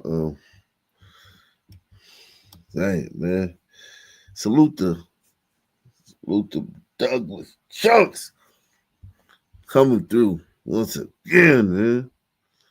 Douglas Chunks. Douglas Day. This was funny though. Like right here, you know, this is the FBI, you know, murder statistics, right? So like it's like black males, like out of every 100,000, like 5 out of every 100,000 white men are going to commit murder. 17 out of every 100,000 Hispanic men are going to commit a murder, and 95 out of every 100,000 black men will commit a murder. Right? Y'all know this, right? We've been over this before, but this is funny. 5 to 14 and 4.9. That's incredible. Oh no, it's incredible. It actually just like stretches your mind. But that's yeah, incredible. I thought this one. I never really thought about that one. I was really caught up on the 15 to 24, where 207 out of every 100,000 sons will commit a murder, and 8.3 out of every 100,000 whites will commit a murder. Even worse than that, of that 4.9% or 4.9 per 100,000 that for 5 to 14, how many of them actually had priors? Damn. God damn, man. Whew. Yeah, the black female is like what do higher we do? than the white male. Because that's like a cross-gender lines, like, so, like, what the fuck? I don't know how you explain that other than DNA. That ought to be like the most obvious clue. Like your women are more violent than men. Case closed. I'd like to appreciate the acronym FBI NIBBERS. And Ak, this data is like confirmed. Like this is legit. It's not just some like Twitter. This is like that's crazy. The FBI NIBBERS are legit. That's incredible. Yeah, this and well, this is the FBI numbers, because you know the FBI only does like solved cases, so it's way worse. You know what I'm saying? It's way worse than this, but this is of the cases that they've. You know how like sons come through, spray the block, and nobody says that. That's not going to be on here. This is just the ones where they. Yeah, because you know if every group snitched on themselves 100% of the time, you know, maybe the white murders would go up a bit, but the black ones would like multiply by 2 or 3 or 4. So it's like, you know, the ratio is really more crazy than we think. Yeah, but this is crazy enough.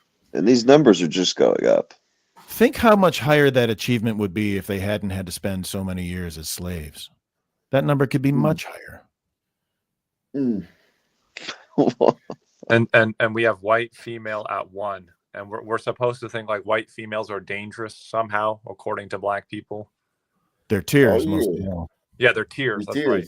Tears. Yeah, white tears can get you killed. Can get a black man. They wield incredible power. They only get you killed if you're black. At least look at the bottom here, though, right? Like the sun, if they can make it to 60, they can mellow. 65, they can mellow out. Like at least if they make it to 65, we can have confidence that the majority of the killers are either dead or still in prison. Yeah. Yeah. But by the time they're over 65, they kill about as much as a Hispanic woman does, 3.8 versus 3.6. So that's kind of a nice. It softens their gender, softens their melanin content. They're killing as much as a Hispanic female in her prime. Yeah, when you put it that way. Yeah, there's so many ways to compare it where it just like breaks your mind. Which means they're still five times as deadly as the white woman. That's crazy. Yeah, 65. You're supposed to be an old ass man at that point. Like 65, and you're just out here killing like that? Come on now. Allegedly, yeah. Oh man, I think I know who the guy who probably pushed that stat up right there, man. It's one guy responsible for that stat, man. That 65, because it's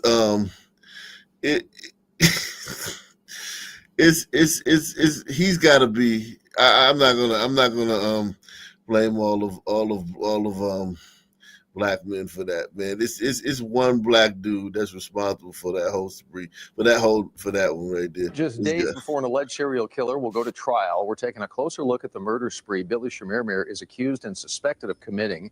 It includes at least 24 murders and 2 attempted murders throughout North Texas. Shimirmir probably an immigrant, maybe? Andrea Lucia tonight explaining how a survivor helped police. On March 19th, 2018, Plano firefighters revived a 91-year-old at the Preston Place Apartments. According to police reports, Mary Bartell told them a stranger forced his way in, grabbed a couch pillow, and smothered her until she blacked out. Then he walked out with her jewelry. Just one day earlier and one door over, Mary's next-door neighbor, Ann Conklin, had She was died. hoping for a rape. Suddenly started taking a closer look and discovered a pattern of deaths in their Preston Place senior living community. There were 7 within a 6-month period, all with missing jewelry. The mentality was, well, these are seniors, it's all natural. Lori Delahunty's mother, Diane, was one of the victims whose death had initially been assumed to be from natural causes. Lori believes the killer took advantage of the lapses in the complex's security. I mean, he had access. He had free reign, and nobody was stopping him. A week before Bartell's attack, a neighbor happened to notice a silver Nissan Altima that seemed out of place. He jotted down its license plate, and when police started asking questions, he passed it along. Investigators found it was owned by a man named Billy Shimirmir. This guy really likes jewelry. Twice at the Edgemere Senior Living Apartments in Dallas, using a fake name and falsely claiming to be an employee. Nice. Now believed by the time he was stopped and charged with trespassing there, he'd already killed 3 women in that complex: Catherine Sinclair, Phyllis Payne, and Phoebe Perry. The next, this thing is like, even though he's killing old people, they're all coincidentally white. 8 murders he's linked to started the following month at the Tradition Prestonwood Senior Living Facility. Among the victims were Leah Corkin, Mary Jo Jennings' mother. 8 jewelry. I mean, a majority of them with police reports, missing jewelry. And Doris Gleason, Shannon Dion's mother. Do you think someone else should have pieced this together? It's surprised they don't have cameras all over that place. The next murder Shimirmir is accused of occurred more than a year later in 2017 at the Parkview Apartments in Frisco. The feeling was so horrible. Cheryl Payne. Oh, Frisco, man. Frisco in the building. He left his heart in Frisco, didn't he? So listen, man. His heart left him. Karmelo Anthony. This is where Karmelo Anthony and Austin Metcalf met on that fateful day, man.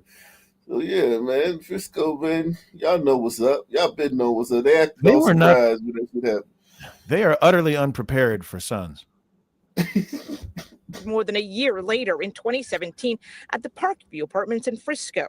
The feeling was so horrible. Cheryl Pangburn discovered her mother, Marilyn Bixler. Her body was perfectly positioned between the couch and the coffee table. 1 month later, a 93-year-old at the complex reported a well-dressed man posing as a maintenance worker had asked her if she needed work done.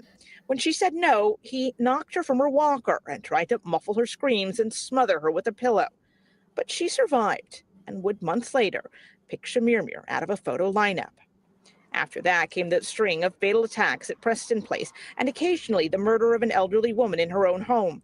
Once police started looking at Like an Shimirmir, Egyptian. though, the pieces began coming together. Literally just marched down Preston It's Road. like a potato. You know, downtown to Preston Trail to Preston bowling Place. ball. It's just one shocking fact after another about a serial killer. On March 20th, 2018, the day after the attack on Bartell, officers were staked out at Shimirmir's apartment complex when they say he arrived home and tossed something in a dumpster. Inside, they found a jewelry box belonging to Luthi Harris. In his car, they say, were the keys to her Dallas home, where officers later found her. A medical examiner determined that final victim died only about an hour before his arrest.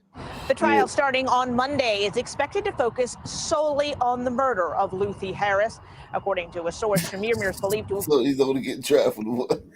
That's incredible. One thing I will say, as long as I'm alive, I will never, ever let a black man in my house or anything like that ever. Like, I don't look at them if I don't have to. I don't engage with them in any way. Like, bruh. I change bank. I change my spot in the queue if they're telling in the bank, especially if they're Nigerians. Because I'm like, I don't need you looking at my name and then how much I have in the bank. Not interested. I always go for the glider tellers. He killed 24 white women. And an over Asian the age lady. of 80. Yeah, a non-black woman over the age of 80 in like 2 years on one block. And like literally we don't know one about this. block. Like, Nobody we thought don't to know about question the this. black guy? It's just, Well, no, it's, that would it's be incredible. racist. Let's just bring him in and talk to him. See if he's... I would just bet, trying to do a job. I would bet there's plenty of evidence from the other murders that he has at his house. If he's dumb enough to be throwing stuff away in his own dumpster at his house, he's got to have kept some things in his home that could be pinned to any of these other women. He's not very bright.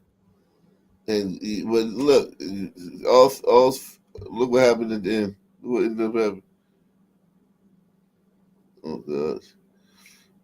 What's the insurance provider have you heard of? All of them, motherfucker. Billy Shimirmir's alleged victims gathered on Tuesday to process the news of his death at the hands of another inmate. At least as far as Shimirmir is concerned, he is over and done with. Early Tuesday, We officials forgive with the Texas Shimirmir. Department of Criminal Justice Oh, yeah, they found forgave him, yeah. Shimirmir dead in his cell at the Caulfield unit in Tennessee Colony in East Texas near Palestine. A spokesperson said the killer was Shimirmir's cellmate, who is serving a sentence for murder out of Harris County. He may say, I was defending myself. We asked longtime criminal defense attorney Toby Shook for some insight with limited details coming from state prison officials. Shimirmir was convicted for 2 murders in Dallas County. 81-year-old Lou Harris and... He killed 24 women and they could only convict him. They only charged him with these 2. When did this happen? I didn't hear about this. 2019. Huh. You'd think that would be a huge story. I don't know. No, nobody heard about it. Because I was covering it at the time, and I'm the only person that was covering it. I must have missed that episode. Yeah. This is crazy, though. Actually, I think it was 2020. I think I started listening to you during COVID. Yeah. 24. Could you imagine if a white guy killed 24 black senior citizen women? Even just like 1 or 2 would be enough. Didn't Jefferson kill all of his women? Look at this though. We got something. We got one for the whites, for the gliders, man. Come on now. Come on, black Twitter. Black Twitter. Let's see. Tonight, North Richland Hills police Kane identified the Roden. man they say shot and killed his Uber driver. That was him. Police say 30-year-old Kane Roden was drunk when officers found him early yesterday morning. He's accused of murdering a man loved ones described as a husband, father, and a father figure to many. Peyton Yeager spoke with the victim's family as well as a woman who witnessed the shooting. Peyton. Steve, and the victim, again described as a strong, caring, hardworking individual. I'm told he's been driving for Uber for quite some time. Before that, he was a taxi driver. Meanwhile, here at North Richland Hills Police, investigators are still looking into what led up to this fatal shooting. A widow and her child heartbroken and hoping for justice. Her husband, 60-year-old Tiharu Diallo, a rideshare driver, was shot and killed by his passenger, according to North Richland Hills Police. Diallo just recently became a father a few years ago, but his family says he's a known father figure to many. He's seen me through different phases of my life, and it's hard to process that he's not going to be there to experience all the other parts of my life. Ring video sent to Fox 4 shows Diallo's dark-colored vehicle pass by and then come to a stop out of frame. Minutes later, just after midnight Wednesday morning, North Richland Hills officers rushed to the neighborhood near Smithfield Road and Mid-Cities Boulevard. Lauren Shoffett says she witnessed the shooting. Her dogs woke her up, so she went outside. A dark-colored vehicle was parked in the street, and the driver's side door was open. I saw a man come from around the passenger side, around the back of the car, and Can you wait 2 I minutes saw to get that him log? shoot. 2 hands. Looked almost like the stance. And I saw him shoot, heard it, saw the flash, and I ran away. Police say the rideshare passenger was 30-year-old Kane Roden, who now faces a murder charge. Roden was highly intoxicated, according to officers, and a firearm was found next to him when he was arrested. A motive is still being investigated. Neighbors tell Great Fox name. 4 Roden lives just feet Cowboy away villain. from where the shooting took place. So it's unknown if Roden was being dropped off or picked up. Uber working alongside detectives during this investigation. For Diallo's loved ones, they know the 60-year-old was killed on the job trying to provide a living for his family. All he do is just to go work, take care of his family. Somebody that we will miss, but we will never forget him. Roden, the suspect, remains in the Tarrant County Jail this evening. Again, he is charged with murder. In addition to murder, he is also being held on 2 outstanding charges from a different law enforcement agency here in North Texas. That includes a violence against family charge and also violating bond and protective order charge. Roden does have a criminal history, according to public records. Some previous charges include aggravated assault with a deadly weapon and terroristic threat of a family household. Stephen, Heather, back to you. All right, Peyton Yeager. Thanks, Peyton. Wow. That was Tonight, North Richland literally- Hills Police That was literally like the opposite of what you would expect when you hear a passenger kills an Uber driver. Yeah, when did that happen? How is that not a national story now? Today. It just happened. Well, you know what tomorrow night's show is going to be. Peyton, or what's Kane Roden, cowboy villain, gunslinger, rebel racist Confederate soldier, Kane Roden, white supremacist, Kane Roden. Yeah. That's the name of the bad guy.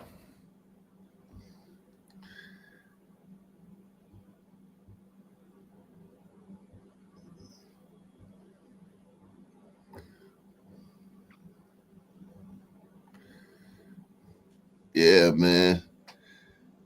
Salute to everybody out there, man.